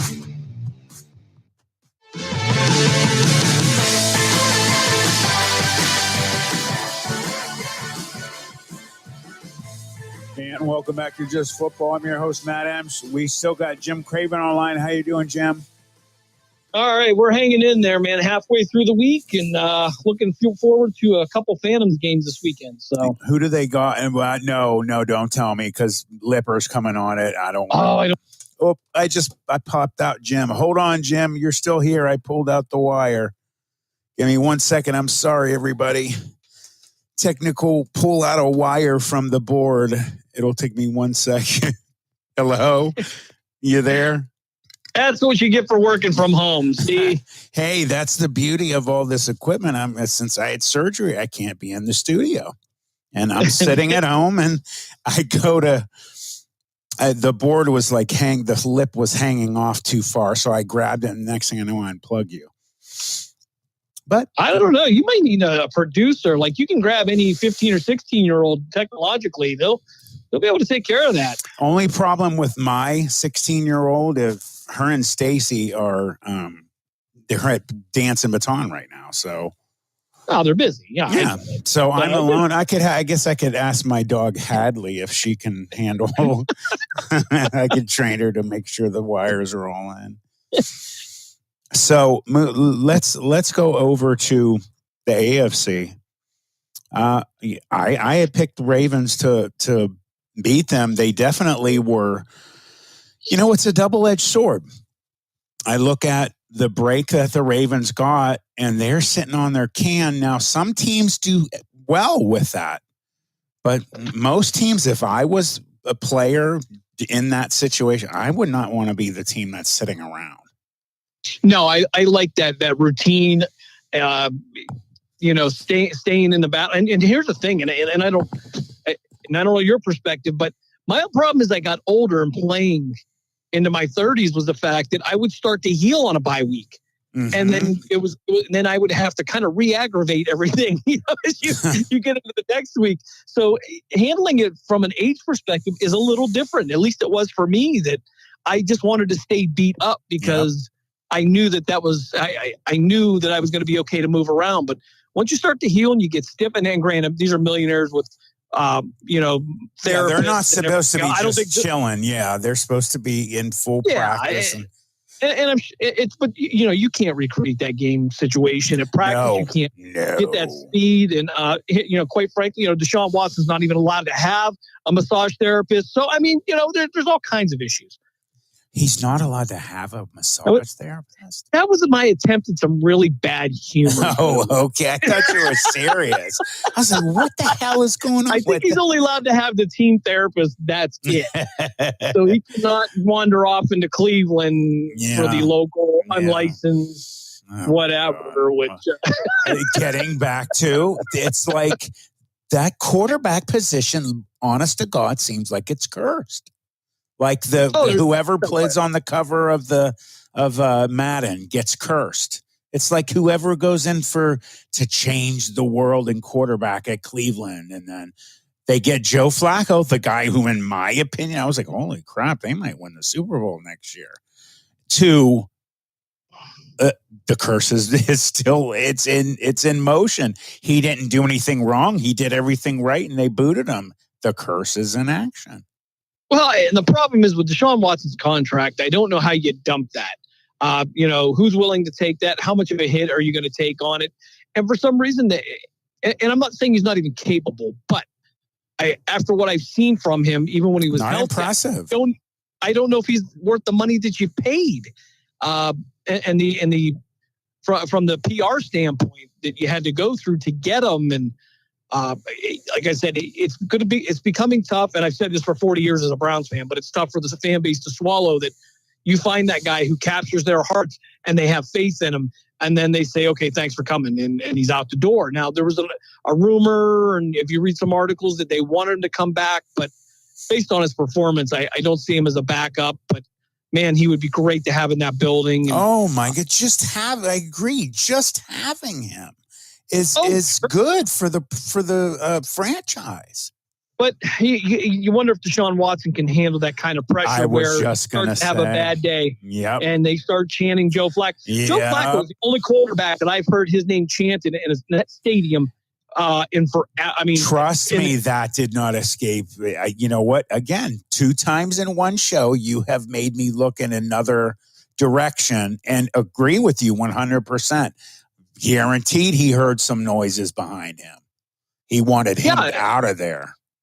And you could see on the sideline, there was and he would smile from time to time, but I would see Watson look uncomfortable. Yeah. Cleveland embraced that dude. They love him. And that's kind of where I think the problem will be for Watson is, look, I can't perform with a guy behind me. As soon as I throw one interception, they're calling for my head. See, I was an unselfish player, not that. I'll please keep your thought. For me, that would have never been like a problem. It's just you got the prima donna quarterback, man. That's a very sensitive ego there. Oh, you're looked at in such a way that you're the leader, you're the face of the franchise. But when the fan base doesn't want you, Yeah, I don't know if you remember a time when Tim Couch was there after they Yes, drafted I do. Of course. Yeah. and the breakdown that he had in the locker room because the fan base was on him so hard. Yeah, that's got to be beyond hard. You know who I feel bad? The worst for any player on the field is the kicker. Oh, some of these kickers through the years who have lost huge kids, those poor kids. They will always be remembered as the one that lost the game for them. That there's too much pressure on kickers. That's just so. My heart breaks. And Coach Gessler says you have one job. That's it. You've got one job, and it's a hard job. I think Green Bay had that issue, in the divisional round. Mm-hmm. So yeah, it's. I wouldn't want it. Let's put it. At least as an offensive lineman, or a linebacker or whatever else, I could blend in. I could make a mistake. You might get. Yeah, that's the pressure. That's as much pressure on him as the quarterback has of putting it in the receiver's hands in the game-winning touchdown of the Super Bowl. I mean, it's the same kind of pressure, in my opinion. That's a ton. Yeah. Like I say, I could blend in when I was a linebacker. I could blend in when I was a center. And if you miss a block, you might see it, you might not. But when you're a kicker, the whole world says, kick it, go out and do your thing. That's why I give them credit. People are hard on kickers, but I'm like, you know what? The mental, the psychological pressure on like an NFL kicker or even a FBS level good school kicker, that is just some monster cojones that these guys got. I always thought they were treated bad, and you get somebody like my buddy Jeff Wilkins, they called money in the NFL, and I think he just thrived on that situation. He was a good quarterback too. He was a phenomenal kicker. We were thankful to have him, and the Rams were thankful to have him. YSU, I mean, the kid won 3 national championships at a Super Bowl and was in another Super Bowl. Yeah, and the problem is we live in a time now where if you do something like that, you miss a kick, that you're dealing with the internet. And some people have killed themselves over that. Yeah, I never understood it, but I'm glad we didn't have that. I mean, it's just in general, it's just the pressure I see these kids go under with social media. I'm like, I'm just glad we didn't have it. I didn't want anything. Not that I would be afraid of what could be coming from it. It was just nice not having something like that. You know what I mean? Well, yeah, that means we don't have any record of anything silly we did. Right, which we won't talk about those things. And I think we might be the last generation to not have that. I'm pretty sure. It was right after our ages. I remember getting a cell phone, my first cell phone. I forget what year it was, but I remember getting it. I mean, they were just compared to what my uncle had, he had, the ones you carry in the case and all that. He was the first one to have one of those, but then they had the Zach Morris phone, and the flip phones, and fortunately, the Razor. I wanted a Razor because it was so thin, and I didn't want any big. Because remember, all the cell phones were then they were just huge and bulky, and they had giant batteries on them. Now they're freaking computers. Yeah, the Walkman that I carried, the calculator, all the cassette, it's all in my phone now. So I think, everything except CDs and cassette players and record players are. You can't believe CDs just they don't use them anymore. It was the kids will never know the struggle. No, my daughter was like, "What's that?" I'm like, "My God, I'm that old that my daughter doesn't know what a CD is." Has she ever seen a payphone? Like a legitimate payphone? Yeah, she's seen them. She was blown away by it when she saw it. There's one, I wish they were here. There was one thing she saw that she couldn't believe that we had was, the dial phone. She saw one of those and went, "What is that?" And we told her, I had one of those when I lived on Laura Avenue on the north side. We had, and they didn't have the push tone available in my neighborhood. Of course, we were in the ghetto.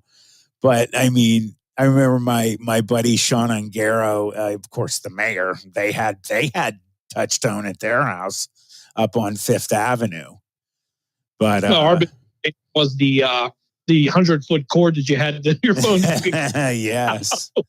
But you think of, like, I was talking about this, just switching gears from football for a second. I was talking to like my wife and daughter about, like, my wife's grandfather, like, he was a mechanic that for Mercedes-Benz and worked on fighter planes in World War II. And, he was like one of those generation. They don't make them like that anymore. But you think about what he watched, how fast technology flew through when he was in World War II. He passed away maybe, I think it was 5 years ago. So he got to see incredible changes in technology and things. Like, for us, it won't be the same. But for all he remember, he said we had a radio when I was a kid. It's just nuts. You think of, they went from the Model T to the man on the moon to the stealth bomber to a phone you can carry around in your hand and does everything for you. It certainly has changed. And again, that's a generation that is going to be unique, because now these kids are going to, it's not going to be nothing. It's not going to be anything new for them. No, this technology's always been here for, I think you and I are on that cusp of, we grew up, we didn't have phones. Our parents didn't know where we were half the time. Yeah. Good. I was okay with that. And now I plug in phone. Wow. Yeah. I remember, you know what else? Cause I still have a video game. I have an Xbox Series X, but I've always had video games, thinking about how the graphics have changed from when I had an Atari 2600 to a Nintendo. And then I remember Sega CD, which didn't last long. And just going to PlayStation and Xbox. And, it's been the war with those two forever. But my mother would look at that and she goes, "Is that a game? Is that like a real game?" I'm like, "No." Yeah, that's what Stacy would say. She's like, "Oh my God, that looks real." I'm like, "Yeah, they're pretty cool." Like it went from Tecmo Bowl to Madden. That's still a great game, though. I got to play that when I was in California last time, when seeing my brother Greg, and he had just so happened to have it. It wasn't the actual game, but it was like a download. Like, they had these like little, they look like old Ataris or something, but they have all these, like, they obviously have a microchip in it, which is preloaded with all these old games, because they didn't need but like two megabits. But Tecmo Bowl was on there. I was like, man, I forgot how much I love this game. And then you use the Chicago Bears and no one can catch Peyton. So that was fun. Well, what's funny is my son, he got a Nintendo with the old games on it. And with Mario Brothers, you can't stop and restart. You have to play until you don't play anymore, because if you shut it off, you have to start at the beginning. Yeah. And I'm like, now the struggle, son. Once you work your way over to Zelda, and it takes you about 40 hours. I loved Zelda. So did my brother Greg. That was a great game. I loved Metroid too. Yeah, we were simple beings. That I think me and my brother Greg played video games all the time until we were adults. Soon, like I said, I'm not ashamed to say it. I have the new Xbox. I love it. But anyway, getting back to football, let's get back to the AFC Championship game. I think that the Kansas City Chiefs have been very lucky. Baltimore just played bad. They were just like we spoke about before. I truly, from a football player standpoint, like you, Jim, agree 100%. You're taking weeks off from play. You're at the highest level there is. And these guys, they're rolling, man, just like it's the regular season. You know, Jim, how it is. You get that quote unquote football shape. You can lose that quick in a couple weeks without actual play against, teams, when it's not you on the scout team, it's you on the big boys. Yeah, like I said, I think the thing is, especially if you're into the playoffs and you're going to play, even at the college level, 15 games or 13 games, whatever it is, and then the end of the NFL, you're beat up. You're so beat up that that's your normal condition. You're accustomed to it. You're in fight shape. And then a couple of weeks off, you start to heal and muscles start to contract, and you got to tear them apart again. And I don't know if it's an advantage to have that week off. Now, in a situation like Cleveland, they were beat up. I mean, they had a lot of guys out. Obviously, the returning guys didn't help much, but I can understand from that perspective. But if I didn't get the bye week, if I wasn't the number one seed in the AFC or NFC, I don't think I would be upset about that. Other than, maybe if I had to travel a little bit, that's. We're going to take a quick break. Would you hang out for just a few more minutes? Sure. All right. We'll be right back. Jim will be right back. I'm Matt Emsch. This is Just Football.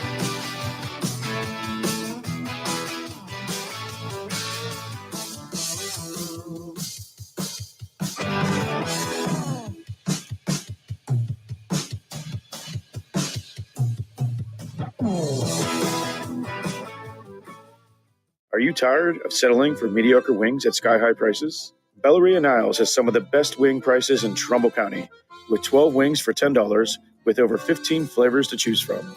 Mention this show, Just Football with Matt Emsch, with your order and receive a free cheese puff until January 31st. Belleria at 602 Robbins Avenue, Niles, Ohio. 330-544-FOOD. That's 330-544-FOOD. Belleria, we sell taste one bite at a time. Do you crave mysteries? Are you fascinated by the unexplained? Then summon your courage and plunge into the deep, dark abyss of what lurks beneath. A YouTube channel that dives into the unexplained, the supernatural, eyewitness reports, and more. The real question is, can you handle the truth? Simply search What Lurks Beneath on YouTube, if you think you're brave enough. In the Valley, football is king, and the Mahoning Valley Federals are looking to build the 2024 roster with talent forged in this area to compete for a Tri-Point Football League championship. If you're 18 and older and looking to return to the gridiron, call General Manager John Galbraith at 330-540-1099 or visit the team on Facebook at Mahoning Valley Federals Developmental Football. The Mahoning Valley Federals, honoring the football tradition in the Valley. From high school to the pros and everything in between, you're listening to City View Sportscast, part of the iMedia One network.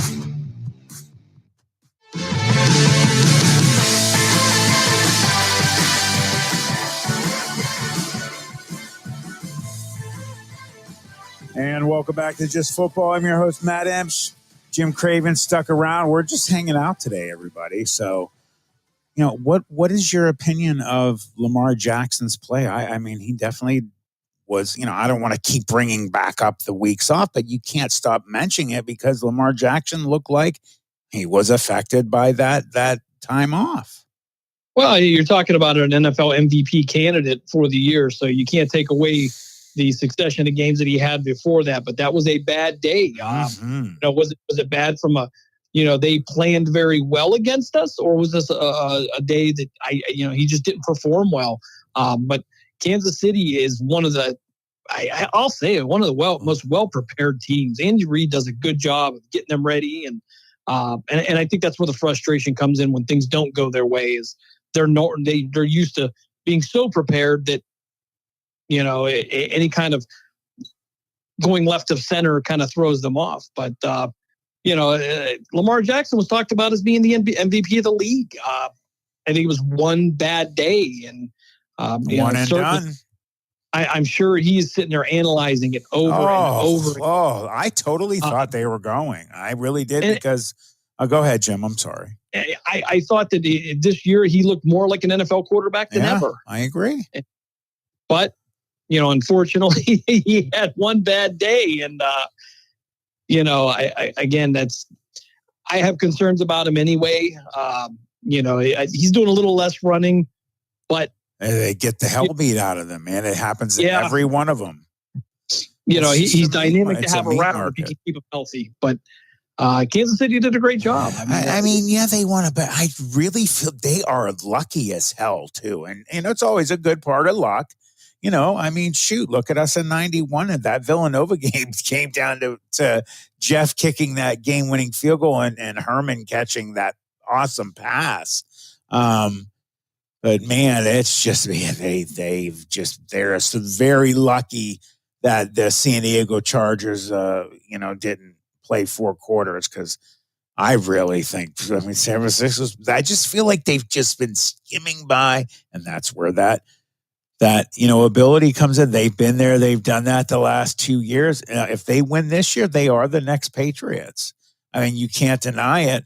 I just feel like, oh man, if it would have been Detroit, Kansas City, I 100% would have picked Detroit because they would have kept playing the way they were playing. And I feel like San Francisco has a great shot.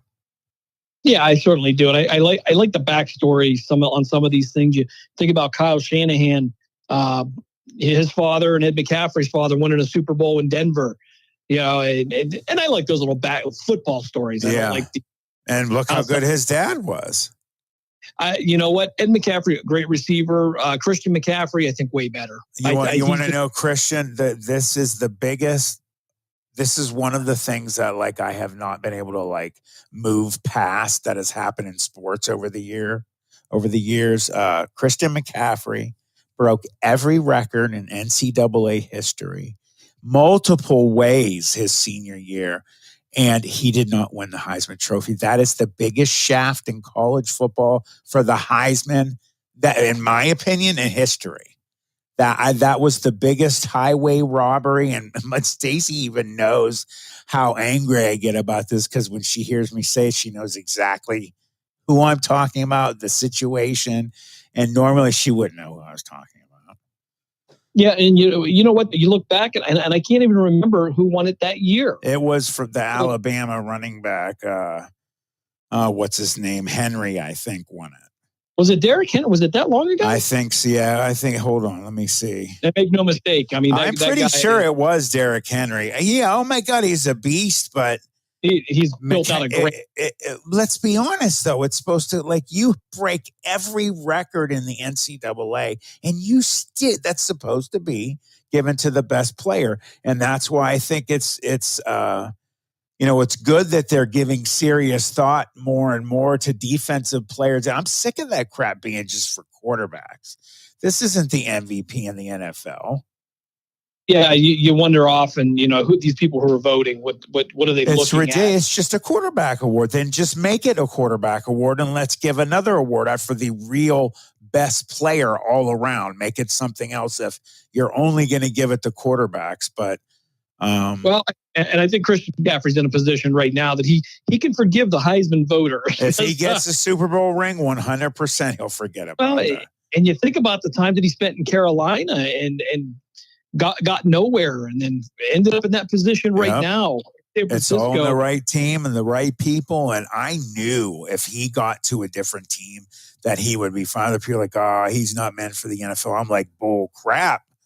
That kid gets with the right team, he's going to start lighting it up. And what is he doing? Yeah, certainly. I think he's going to have a little bit of a longer career out there as well. His dad was so good. Yeah, and I think people forget that. Denver Broncos. But 2 Super Bowls. Christian McCaffrey, he just seems like the next evolution, the upgrade. Yeah, he's so it's like fast. the Windows update. Oh my God, is he fast? I mean, that's and he's tough too. I mean, he is. Almost has. I don't want to say he has that same running style as Nick Chubb, but he's north and south, and you one cut and go. And there's not a whole lot of hesitation, and it pays off for him. And if you're an offensive lineman, he's a great guy to have because he'll find the hole. Maybe you look a little better than you really are. So, what was the running back's name from the Panthers? Smith? Is that who that was? The really good one from the Panthers. What was that player's name? Oh, I think you're talking about Steve Smith. He was a receiver. Steve Smith, the receiver, yes. I think he was about 5. They remind me a lot of each other. Similar, both smaller guys, incredible talent, hard to defend. Just nightmare if you have to deal with that person. So and you look at him, he looks like do you remember in wrestling in the WWF, you remember Ivan Putski? Yeah, Polish Power. There you go. Power. He's built like Ivan Putski, but he's in better shape. I mean, he's ripped, but he reminds me that small, guy. And he's just, I'd love to know when he runs a 40. Well, and I think that's almost the style of running back that they like in the NFL right now. You talk about McCaffrey, Nick Chubb, and so on. That where these guys are about 5'10", 225. They're short, they're stocky, they're fast, and they're strong. 4.49. He runs a 40-yard dash and a 4.49. My man can move. And I couldn't do that on a Kawasaki. So my buddy Diallo Anderson ran a 4.4. There's a wow. And Kevin Ellerby ran a 4.3. He was incredible. Think about the time that they did that. Before the training method changed. Yeah, man. Well, Kevin was I was a junior when Kevin Ellerby was a senior and Diallo was a wide receiver. We were stacked, dude. The only reason we lost my junior year was because Matt DeVecchio blew his knee out in the first round of the playoffs against Painesville Harvey. We beat them 35-7, but you lose one of your starting tackles. He won the Mack Truck Award the year before I did. He was an all-state tackle. I mean, he was our leader on the offensive line. I mean, we were together the entire season. You know how it is, Jim. You build a rapport with everybody around you. We were like a well-oiled machine. Then Matt went down, and that was just enough of the nick in our armor that Camel was Sean Patton. And then they beat us by 2 points. They kicked the field goal to beat us by 2 points. And if Matt wouldn't have been hurt, it wouldn't have been a contest. We would have been 100%. That was very disappointing. That was heartbreaking. It's absolutely amazing you can remember that in detail. That whole year, I'm pretty much, I might have had too much fun that year.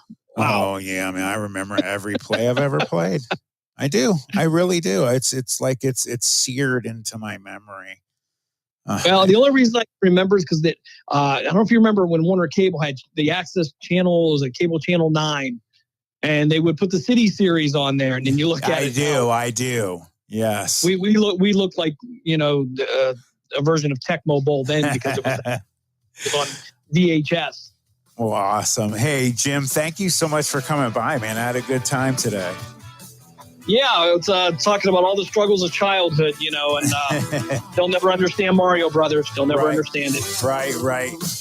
All right, thanks again. We're going to have Matt Lipsack up next, everybody.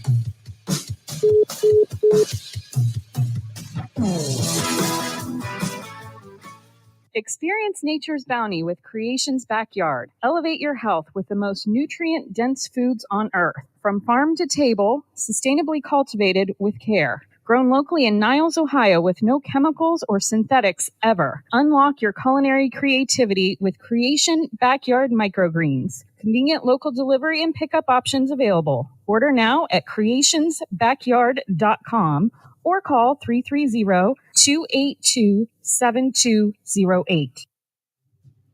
In the Valley, football is king, and the Mahoning Valley Federals are looking to build the 2024 roster with talent forged in this area to compete for a Tri-Point Football League championship.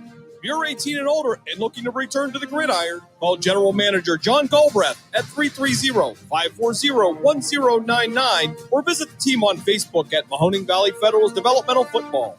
The Mahoning Valley Federals, honoring the football tradition in the Valley.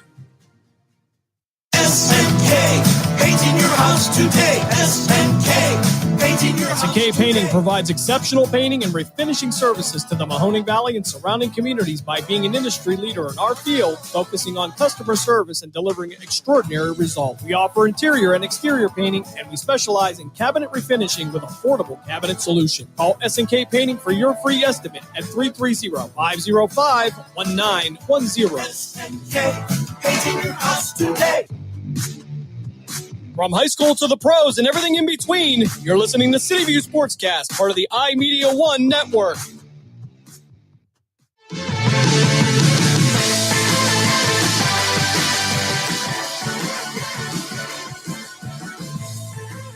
And welcome back to Just Football. I'm your host, Matt Emsch. We're going to go right to the lines. We got Matt Lipsack. We can hear his kids in the background. How you doing, partner? Good, brother. How are you? Hey, I'm all right. Who you got with you? I got Alexis. We are down here doing some scribbling or coloring, whatever your poison would be there. Can she hear me? She cannot. No, you are on the headset, so that the noise doesn't come through. Well, tell your wife I said hello, And, you know, Matt says hi. The kids don't know who I am. So you can say, hey, this guy Daddy calls radio with said to say hi. Would they understand you? John might. Okay. How old is she again? Alexis is going to be 2 in a month and a half, and John is 6.5. Well, he would understand. And that noise that you just heard was Alexis dumping the grounds all over the floor. How have you been, brother? Oh, you know, we're keeping our heads above water. You know, busy. I mean, the Phantoms we're on the road for a little bit, but we're getting ready to have a long bit of hockey at the Cavelli Center. I think of the Phantoms' final 27 games, I think 17 of them are at home. You know, it's crazy, man, how many home games that they got, but that's good for them. What's the home team record? So on the season, they are 20-10-4-1. At the Cavelli Center, they are 10-1-1-1. So 10 wins, 1 regulation loss, 2 overtime losses for the Phantoms at the Cavelli Center. Well, they definitely play well when they're home. What is going on? So obviously I don't know the specifics about so you're deep in the playoffs, correct? Oh, no, goodness, no. We've still got 27 games left in the regular season. Oh, my God. See, that shows you how much I know, Matty. I thought you guys were in the playoffs. Oh, no. Playoffs don't start till April. So what does it look like for the Phantoms right now? So when officially, I'm sorry if you said it already, I didn't hear you. When do the playoffs officially begin? Playoffs officially begin, I think, the 3rd week of April. Okay. Let's see here. I didn't realize how long your seasons were. Oh, yeah. Hockey season is long. And obviously, you know, the kids are still in school, the players, that is. So that's, you know, part of it is, you know, they really only play their games on Fridays and Saturdays. So it's not how many games total do you guys play, Matty, in the year? 62 for the regular season. Okay. It's just, wow. I mean, you got to give these players, everybody, nothing but love because, you know, I mean, that's the closest thing you could ever say is football on ice. Plus, by the way, it is. And then add the precision factor of scoring goals and having to, you know, be able to use the stick or just, you know, just anybody that's never played hockey, grab a hockey stick and try and play with the puck. And these guys are incredible, and I got to see them twice. You know, they definitely. What is your opinion in terms of the team they have right now at this point in the season to be able to compete with another Clark Cup? I mean, really, from what I have seen, the only team in the USHL that can beat the Phantoms is themselves. Oh, I like that statement. You should be a coach for them, Lip. I like it, man. I mean, really, when the Phantoms play their game, there's not another team in the league that can skate with them. Now, we haven't seen all of the teams in the league yet. The Fargo Force, the team the Phantoms beat in the Clark Cup final last year, they're off to a really great start this year. I think they're like 35-4 or something along those lines. Fargo's having a very good start to the season. But, I mean, as far as the teams, and the Phantoms have seen every team in the East so far, there really is not a team that can skate with them. It's just really the, you know, are you going to get the consistent night in, night out effort that you need to play championship level hockey? Well, let me ask you this, like we do all high school football season long, we compare strength of schedule. What's the strength of schedule comparison between the Phantoms and them?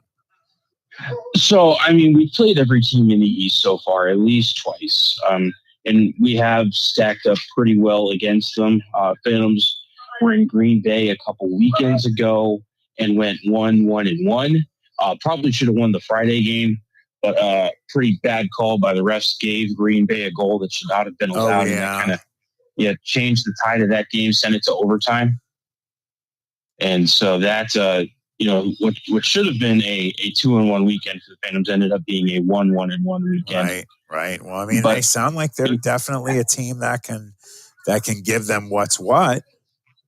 Absolutely. And, the Green Bay sitting second in the Eastern Conference right now. Phantoms are down in fourth. The first place team in the East is Dubuque. Phantoms split the only 2 games that they played against the Fighting Saints so far this year. Team in third is Muskegon. I want to say that series might be tilted one game in Muskegon's direction. I think we've played them 4 or 5 times. I think the Phantoms have only won 1 or 2 against the Lumberjacks. But still, I mean, you're seeing what you want to see out of the boys. Just need to see a little bit more consistency is all. What's the record comparison at this time of the year with last year's team? This year's team is actually, I think, 3 points in the standings better. Oh, okay. So, in fact, if you give me just a couple of seconds. Yeah, go ahead. Sorry to throw a hard one at you. Look that up. I should have prepared you. My bad. I'm actually proud of myself. I'm actually I'm going a little deeper in hockey. This year's team, so 20, 10, 4-1 is 45 points through 35 games. Let's see here. This is game. That's 35. So let's see. Maybe we need to go one game further. If anybody you have not seen ever in your life a Youngstown Phantoms game, sorry, I have a little stuffy nose. If you live in the Youngstown area, we have a lot, obviously, of Youngstown area people. We have people from all over the country. In fact, Jim told me he named all these other countries that actually, ironically, are listening as well. I'm curious if it's either somebody that's an American living over there, or if it's actually really somebody that lives in that country and they're listening to us. It's kind of cool, though, man. So the Western Reserve Radio has listeners from all over the place. So this point last year, through 35 games for the Phantoms, they were 19, 12, 3-1, which is 42 points in the standings. And right now the Phantoms have 45. Oh, okay. So 3 points better than last season, which is honestly, something to say considering the Phantoms are currently on a 3-game winning streak. Before that, they were on a 7-game winless streak. Oh, yes, had some overtime losses mixed in there, so we're still getting some points in the standings. But it was a rough stretch there after Christmas coming back. Coach Ward thought maybe the team was a little complacent. They ended the unofficial first half of the season there right before Christmas on such a high after sweeping Team USA. Yeah, the U18s, and then just came back and had a little trouble putting it together. But got some solid play last weekend against the U17s, and then we got a 3-3 this weekend, going back up to Plymouth, Michigan to play the U18s tomorrow night. Actually, that's what I was going to ask when you were playing them. And then home on Friday and Saturday to take on the Cedar Rapids Rough Riders. Teddy Bear Toss is on Saturday night. So if you're coming out to the Cavelli Center on Saturday night, bring a teddy bear, and you can throw that on the ice when the Phantoms score their first goal. And all of those, they're going to be donated to Akron Children's. Oh, okay. Yeah, please go. And as I started to say, I had never been to a hockey game, period. And I take that back. I was actually at the University of Michigan, the school, and I forget Michigan State played Michigan, and we were there for some reason. I remember back. I was in high school. That's why we were there. And now I just lost my train of thought thinking back. What were we just talking about, Maddie? Your first hockey game?